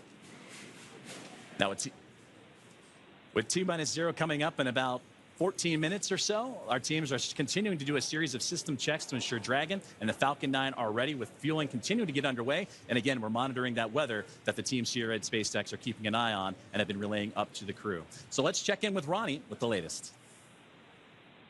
Thanks, Joseph. So as you've heard, we are still on track for an on-time launch today, and we're monitoring lots of different factors as we get closer to liftoff. Most importantly, both Dragon and Falcon 9, of course carrying our Crew 11 astronauts, continue to be healthy. You heard that we've wrapped up Stage 2 RP-1 loading, and that Stage 2 liquid oxygen loading also wrapped up on time at about 16.5 minutes to go. The launch escape system is also armed. That's, of course, the system designed to propel Dragon away from Falcon 9 in the unlikely event of an emergency. And the Eastern Range is monitoring keep-out zones along the flight ascent corridor and is tracking no issues for today's launch. Weather continues to be a watch item, so we'll keep an eye on that. But for now, we are go for the 6th mission of Dragon Endeavour. It is a fantastic milestone for Dragon, and here at SpaceX, we could not be more excited. So to add a little something extra to our celebration, I've got our Dragon plush hanging out with me here in front of Mission Control. Now, this guy is not the zero gravity indicator for today's mission, but do keep an eye out for that once Crew 11 reaches orbit. This is, though, a fun nod to all the successful flights that Dragon has made, and all of the crews that we have been so lucky to work with. I think this is a great way to celebrate today's flight milestone, and I really have appreciated joining you all. Thanks for joining me at the status desk for all of our coverage today. With that, go Dragon, go Crew 11, and I'm going to hand it back to Sandra for status update from Houston. Thanks, Ronnie. That plush is cute. I'm going to have to get one for myself. Back here in the International Space Station Flight Control Room at NASA's Johnson Space Center in Houston, teams continue to work around the clock to monitor activities aboard the orbital outpost.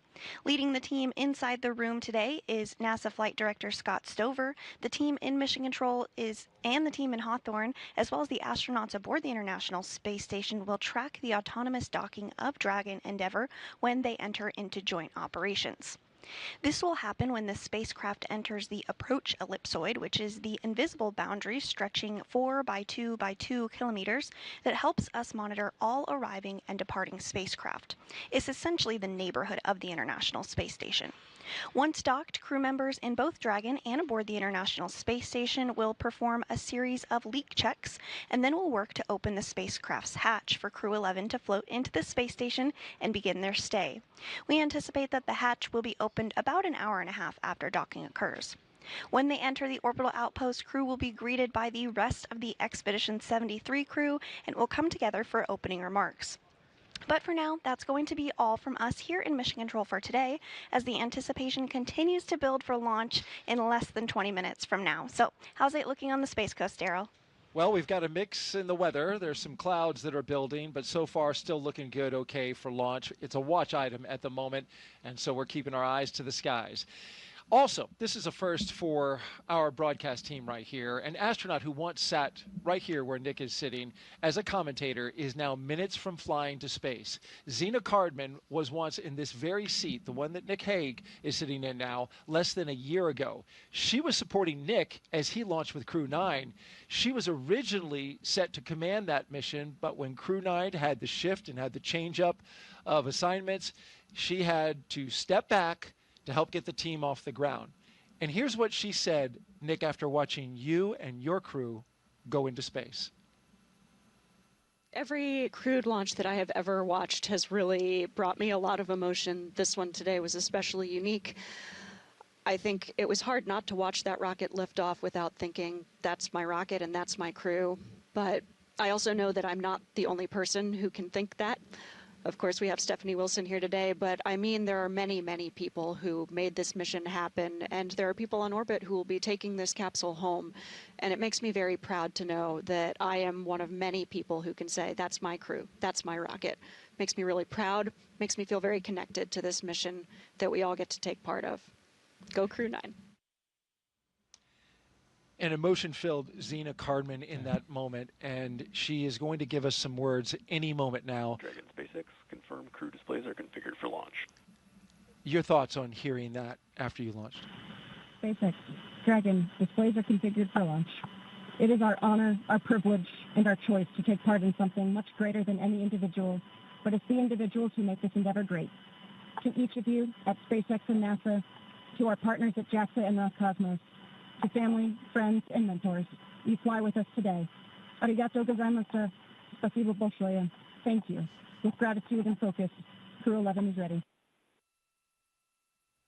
And more words. Crew 11, sentiment is the same on the ground from everyone staying here. We have enjoyed working with you in the preparation for the mission. Looking forward to doing the same in flight. Good luck. Enjoy the ride. And more words from Zena Cardman. We just heard from her live. Yeah. Yeah, it's like I started the show. There isn't any place I'd rather be than here today. What Zena said is so true, you know, and it's this palpable feeling that, hey, that's my crew. Those are my friends. You know, hey, that's my commander. And just to be here and know that, you know, I've done my small part to help support them and along their way, and there'll be more support that happens in the future, and to be able to see behind the scenes everybody else that is contributing to that is that's what makes this all so special. Is it's not about the individual. Spaceflight has nothing to do with individuals. It's all about us working together. 100%. Well said, Nick. And kudos to both of you for showing an immense amount of class. You signed up to do this role almost immediately after getting into space, and we heard from you saying, I want to be there for Zena. Thank you for being here. And go Crew 11. And so with just 7 minutes to go, a little over 7 minutes, we want to send it back to Hawthorne for the final countdown. Thank you, Daryl. Thank you, Nick. And those were beautiful words from Zena Cardman. You can hear the emotions behind them and what they're looking forward to getting ready for launch. And they say Crew 11 is ready. As you mentioned, about 7 minutes and change to go until we have liftoff, and we're still awaiting the final propellant loading to complete, and then we'll get into engine chill, and more milestones will be along the way. It's going to be about a 9-minute ride to orbit, and then Dragon in the second stage will continue to coast for a few minutes after that once the first stage and second stage have performed. You'll be hearing some of those performance calls as we get into that final countdown, and then after liftoff. These are SpaceX flight controllers reporting on the trajectory, speed, booster, and performance, and the key milestones, but there are some other calls that you'll hear the crew make as well, especially after liftoff. The crew will report out a few number and letter combinations which mark different abort zones throughout the flight up the eastern seaboard. The first two, 1A and 1B, are abort modes available. Has started. And right on cue for the engine chill that has begun. And those first stage abort zones, again, 1A and 1B for that first stage. Next are 2A through E. Those will come into play once the second stage kicks in. They'll only hear that 2A call. And diverting a little bit from the other naming systems, we'll hear the call Shannon, which refers to Shannon, Ireland. This means that the crew could target off the coast of Ireland if they needed to abort late in that second stage burn. You'll hear these different calls throughout the flight uphill along the way, and the performance callouts from the guidance, navigation, and control officer, and also the propulsion lead. So we're coming up on T-minus 6.5 minutes. We heard that the engine chill is started, and that means that that small trickle of fuel making its way into the engine to prime it Stage for 1 fuel load launch. complete. So we already heard that stage 1 engine chill has already started, which is a key process that prepares the engines for flight. Right now, the prop in the tanks is isolated from the engines. Sorry. The prop in the tanks has already started trickling into the Merlin engine pumps as the engines are chilling for the start sequence. And we do this because the super chilled and densified liquid oxygen is really, really cold. And we use this process to bring the engine hardware down to a cooler temperature before flowing all of the LOX and propellant into it during flight. At liftoff, Falcon 9 is consuming 700 gallons of fuel per second. So engine chill helps us to prevent thermal shock and ensures nominal engine performance. Shortly, coming up, we should also hear the call out for stage 1 RP1 load completion. As you mentioned, engine chill is now underway. We're getting ready for those next call-outs that'll be coming up here shortly, as we are now almost 5 minutes away from liftoff, and that's where they're going to configure for terminal count. And that will be a call for Dragon to configure to terminal count and transition into internal power. Falcon 9 tanks are pressurizing for strong back retract. And at this point, the Dragon onboard Dragon computers is in configured for terminal count. Perfect, right on schedule, and those onboard computers now taking control of the spacecraft. You also heard the call out for pressurizing to give extra structural stability for the rocket as it makes its way uphill. So we're approaching now 4.5 minutes away, and then around that time, you'll hear, you mentioned it there, the strong back retract, and that'll allow provide access to Falcon 9's fueling lines and umbilicals for prop load and different gases being loaded on board. But right now, everything's starting to wrap up, and Somya, it's exciting to get to this. Strong back retract has started. Exciting to get to this point of the countdown. As you heard it right there, the strong back retract is on its way.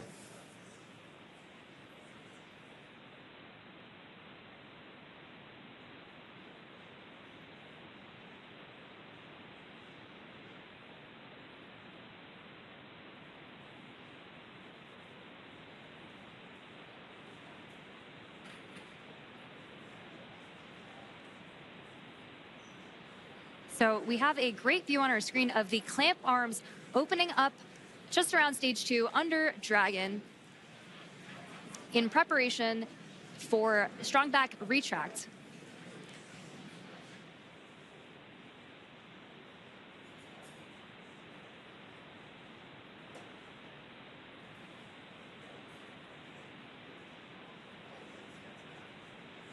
We have some really great views on our screen of that happening right now.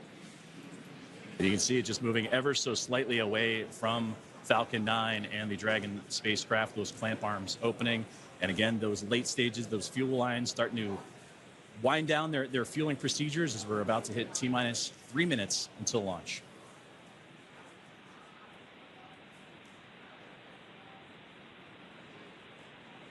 Second stage loading will wrap up shortly after the first, and you've probably noticed those white clouds venting from around the rocket. That isn't smoke. Stage 1 LOX load complete. That's condensation, as stage 1 liquid oxygen loading has been completed. As liquid oxygen warms slightly inside the tanks, some of it boils off, and that gas is vented to manage pressure. When the vented oxygen hits that warm Florida humid air, in terminal count and on internal power, it instantly condenses into those clouds. As you just now heard, the Dragon now in prop load complete, on into internal power. It's fully fueled. The rocket and Crew 11 are ready for liftoff. And this rocket now transitioning into internal power. The gas closeouts will also begin to purge all the feed lines and allow Falcon 9 to be isolated. And then they'll get vented overboard through the umbilicals and strong back retract.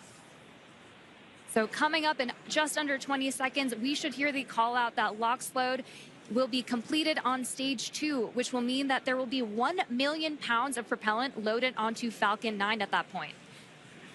We're coming up on that call out in just a few seconds from now.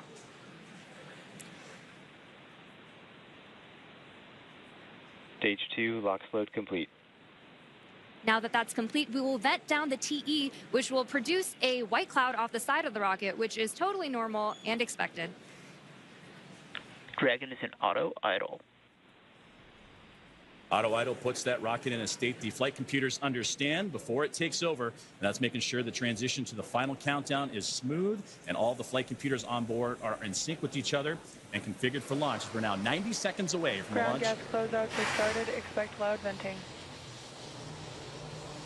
And there's the gas closeout that Somya was just talking about, and now inside 80 seconds from the launch of NASA SpaceX's Crew 11.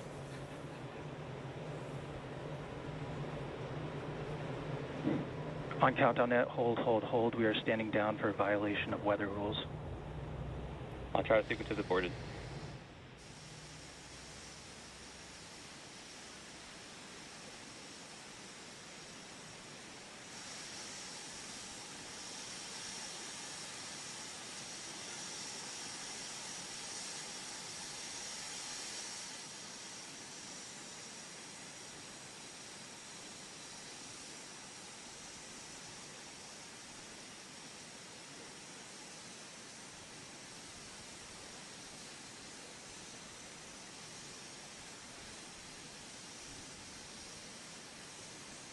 So as you've heard over the nets, we did just have a hold called at the T-minus 1 minute mark. And that hold due to weather, that was something that we've been keeping an eye on. Our team here in SpaceX and Hawthorne, as well as in NASA, we're monitoring that throughout today's broadcast in preparation for launch. But unfortunately, standing down looks to be the case as the weather has created that violation. But we'll continue to monitor and await for the news officially from the teams on the ground as that weather violation looks to come into play for launch today. Dragon SpaceX, bad luck on weather there. We just got clipped by a cumulus cloud right over the pad, so ended up scrubbing for weather. With that, you are go to proceed to 5.100 for launch scrub. We'll begin offloading the rocket.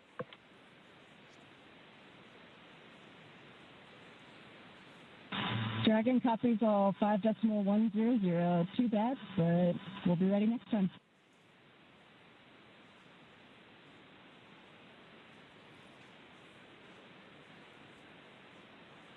And there you heard the call up to the crew that unfortunately the weather just not playing alongside with today's excitement of a launch for NASA SpaceX's Crew 11. But we have mentioned a couple times throughout the broadcast today that there are backup opportunities starting as early as tomorrow. 11:43 a.m. Eastern time is what the target time is for tomorrow's next attempt for launch for Crew 11, but it came right down to the wire, Somia, with that T-minus 1 minute.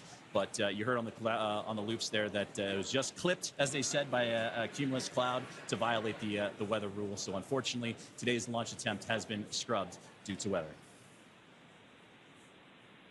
You know, and there are 1,000 different ways that a launch can go wrong, and so we want to ensure the safety and reliability, even if it is a weather scrub. So we will stay with coverage of the crew as we follow them through the egress procedures and make their way back to crew quarters for now. And you said the key word right there, and that is safety, the safety of the crew and everyone involved on this launch and opportunity, because that's what was talked about even in yesterday's press briefings with all the program managers and representatives of NASA, SpaceX, Roscosmos, and JAXA, is that we'll launch when we're ready and everything lines up the way it needs to be. And unfortunately, due to weather, not the case today. But to recap and look back at everything that Crew 11 has done, they walked right up to the T-minus 1 minute to launch mark as everybody was safe and sound. They went through their procedures earlier today, did Superleton checks, also did communications checks, and were able to go all the way to the pad, climb aboard the Dragon spacecraft, and get ready for launch today. But again, unfortunately, due to weather, it will not happen, and we will target that next launch attempt, which again is going to be tomorrow at 11:43 a.m. Eastern time. We will stay with coverage of the crew as we follow them through the egress procedures, getting out of the spacecraft and making their way back to crew quarters. And to do that, we're going to head back out onto the space coast of Florida and join Daryl Nail and team as today's launch attempt for NASA's SpaceX Crew 11 has been scrubbed due to weather. Daryl? All right, thank you, Joseph and Samia. We appreciate your coverage there. And now back here with NASA astronaut Nick Hague. We just returned from being outside. We were planning to watch the launch right there from a nice viewing spot here at the press site, the Kennedy Space Center in Florida. And unfortunately, even as we walked out, Nick, we got a sense that this might not happen because clouds had been building in and around the area. We had dark clouds overhead of us. We got up on our area to watch the launch and heard a phase 1 lightning alert go off. And then I just, my heart kind of sank a little bit because I thought that might be it. Yep. Then you see the clock stop. Yes. And you know it's happened. So it's disappointing, but there's a reason we do it, and that's to keep everybody safe. It's so critically important. As you look at this shot here, you can see that just right over top, you've got some darkened clouds in the area. This was a result of a sea breeze that when we started the day, the launch weather officer improved our forecast to 90% go, but there was a 10% concern that the sea breeze was going to develop earlier in the day than originally forecast. And that sea breeze, which is very, this is very common here in Florida in July, once that air starts moving over the ocean and onto land and meets the warm air, our blue skies went to cumulus clouds scattered across the spaceport. And we just had one get just inside the 10-mile radius. Dragon SpaceX, for awareness, we're looking at approximately 50 minutes for the prop offload time. So it should be approximately 1700 UTC when we are able to proceed with 5.100 and rotate the seats.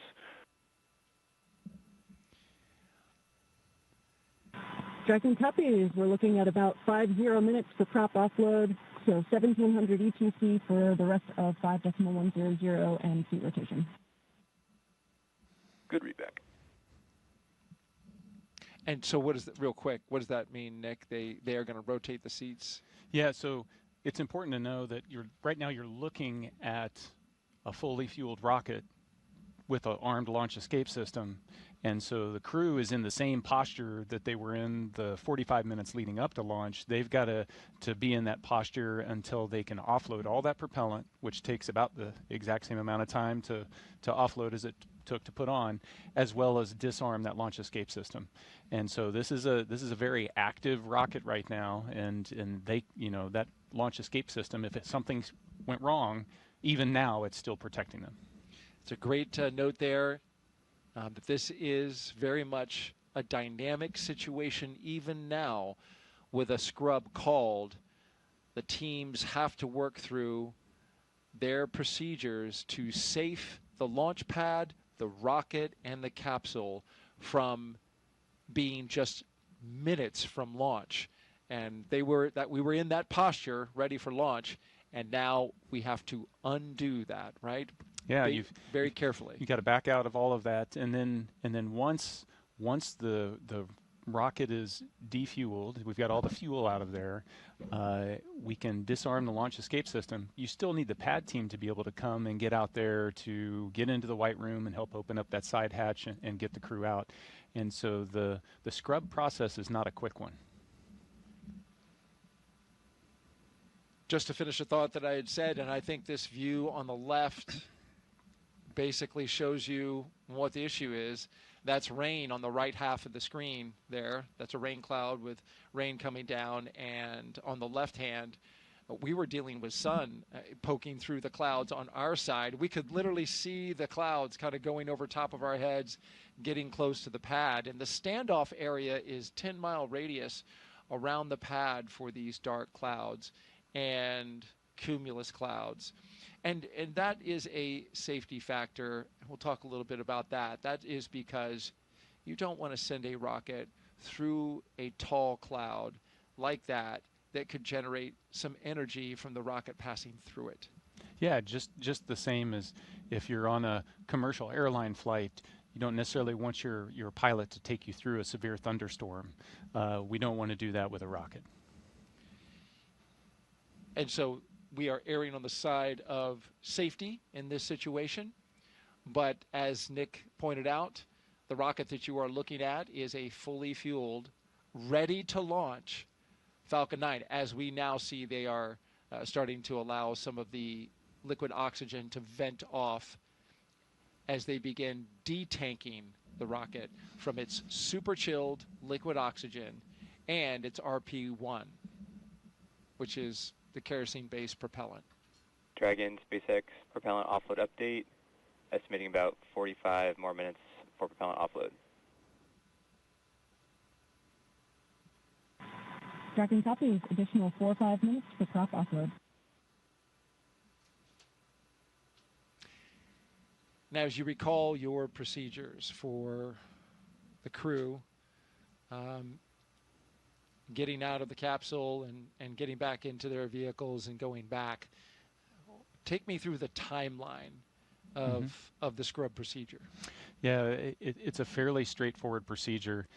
You're running the launch procedure in reverse, essentially, and so they're strapped in.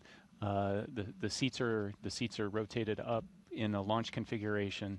As soon as they detank, they're going to disarm the launch escape system. So you're looking at it's 45 minutes to get rid of the liquid oxygen and RP1. Once that's off, then they'll be able to disarm the launch escape system, rotate the seats down. At that point, the arm will come over and the ground team, the pad team will be able to come up there. They'll open the side hatch and then help them get out of the capsule just like they helped them get into the capsule. So you're looking on the order of, an hour, a little bit longer. And you want that rocket fully detanked? Absolutely.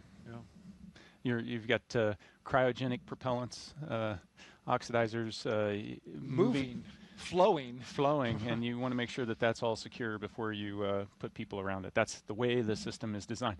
It's different on other launch vehicles. Other launch vehicles, the Soyuz I launched on was fueled when we showed up to it.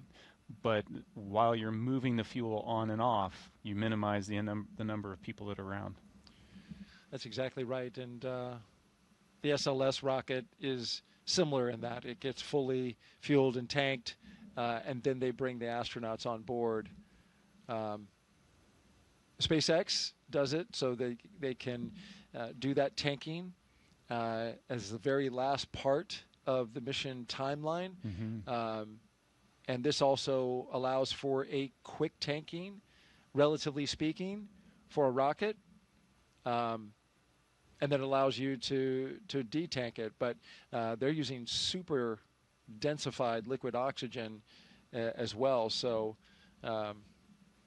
you mentioned it. High energy systems are engaged here, and so we are now unwinding that as we proceed through the scrub procedure. If you're just joining us, we scrubbed this launch at T-minus 1 minute and 7 seconds until liftoff. We had a healthy rocket, a healthy spacecraft, we had a clear range, and we just had weather in the area, a cumulus cloud that just clipped the radius nearby within the launch area, the 10-mile radius. It got into that standoff area, and that is what caused the scrub for the day, because that is a safety measure to keep the crew that you see on the right side of your screen safe from any potential hazards that could develop as a result of the weather. And this view gives you a clear look at exactly where the clouds ended up now just about 10 minutes after when we were supposed to lift off, right over top of us. They were certainly in the area. We heard the lightning warning go off. And so we knew when we were standing out there watching this launch that that was a bad sign. But it's interesting. I've seen it go both ways, right? Where we get a launch forecast that is 85% no-go. But you find a hole in the clouds that's just 10 miles in radius, and it's all around the launch pad, and you can launch. This is the opposite of that. We had 90% go with only a 10% chance, but this is Florida in July. These things can pop up literally just from, the daily sea breeze collision that we have over land. Yeah, weather is dynamic, and we throw a lot of technology at it, we throw a lot of science at it, and it still baffles us sometimes.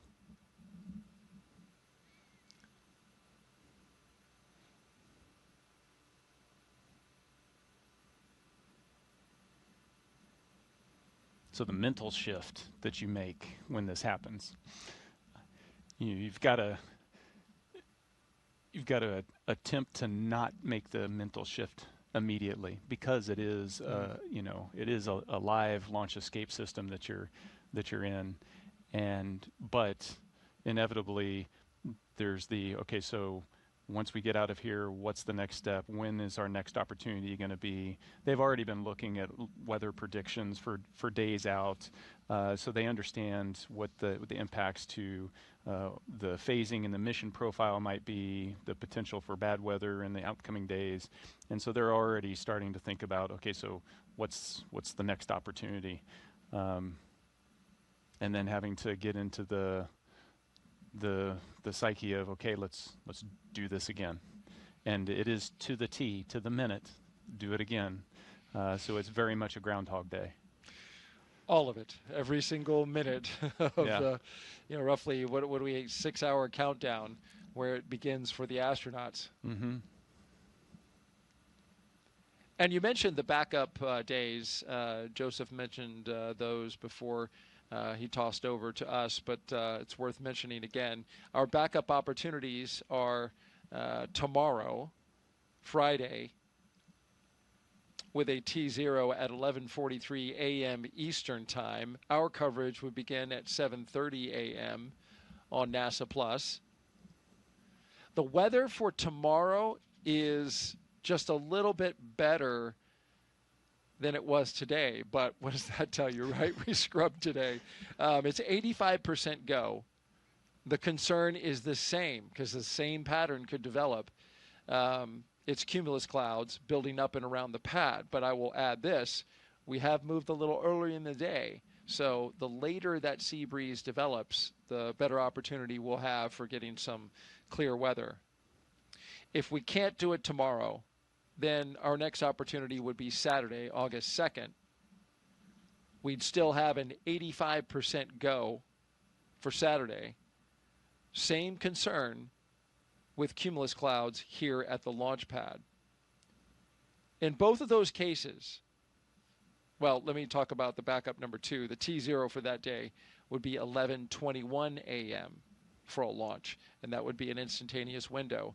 And you can see the pattern. We move about 22 minutes early every single day that we delay from this particular T0 today. And of course, that's orbital mechanics. We've got time. You want to explain that one? Yeah, sure. So the international. Oh.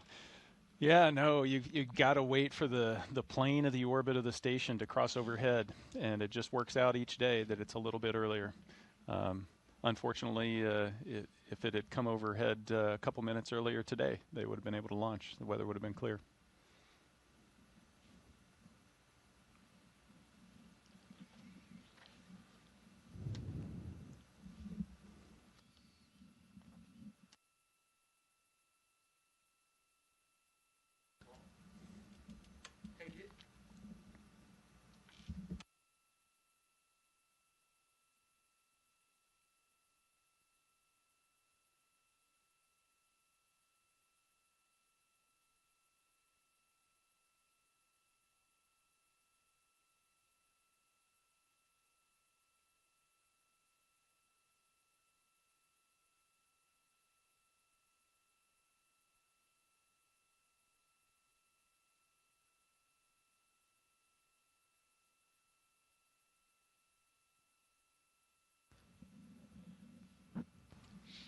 I just mentioned the backup opportunities.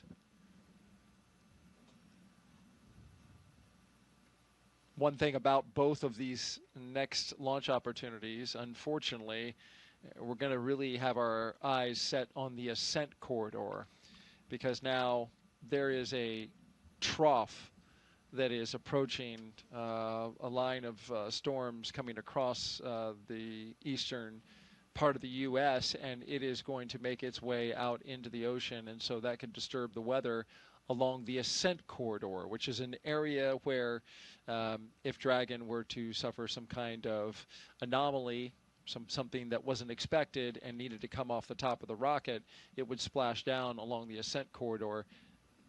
There's concern about the sea states, right? How much it's sloshing around is going to be out there in the ocean. You need good conditions, a baseline of conditions, in order to pull astronauts out of a floating capsule with a helicopter and a boat. Yeah, it just shows the complexity, the scale of the problem that you're dealing with. It's not a forecast at a particular point, on the surface of the Earth, at the launch pad.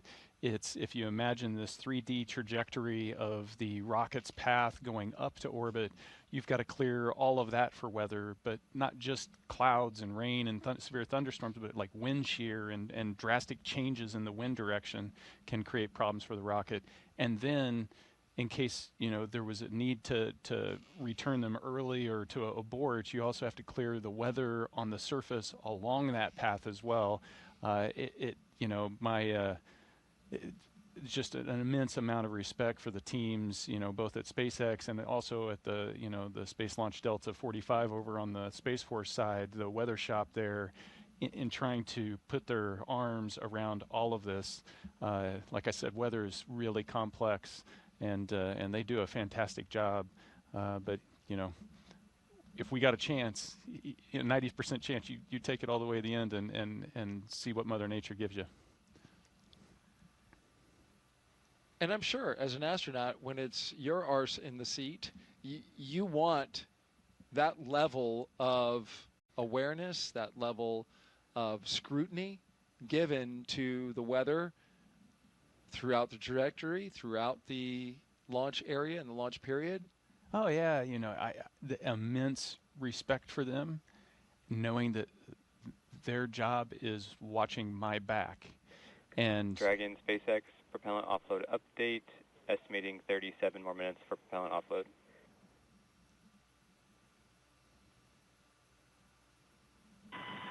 Dragon copies.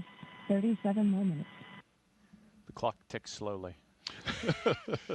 Hope you got 37 minutes worth of stories, Nick. But I, you know, like I was saying, it just takes so much to do that when you're sitting in that seat there, if you get the call for a scrub, there's no question. It's, you guys are the experts. This is the safest thing for us to do right now, and you're all in. You're not second guessing. But you also have that moment, and like when we were standing out there, you're like, oh. There's the disappointment. There's the knowing you're going to have to go through this all again. The disappointment not just for the crews, but you know the team that's in quarantine with the crew.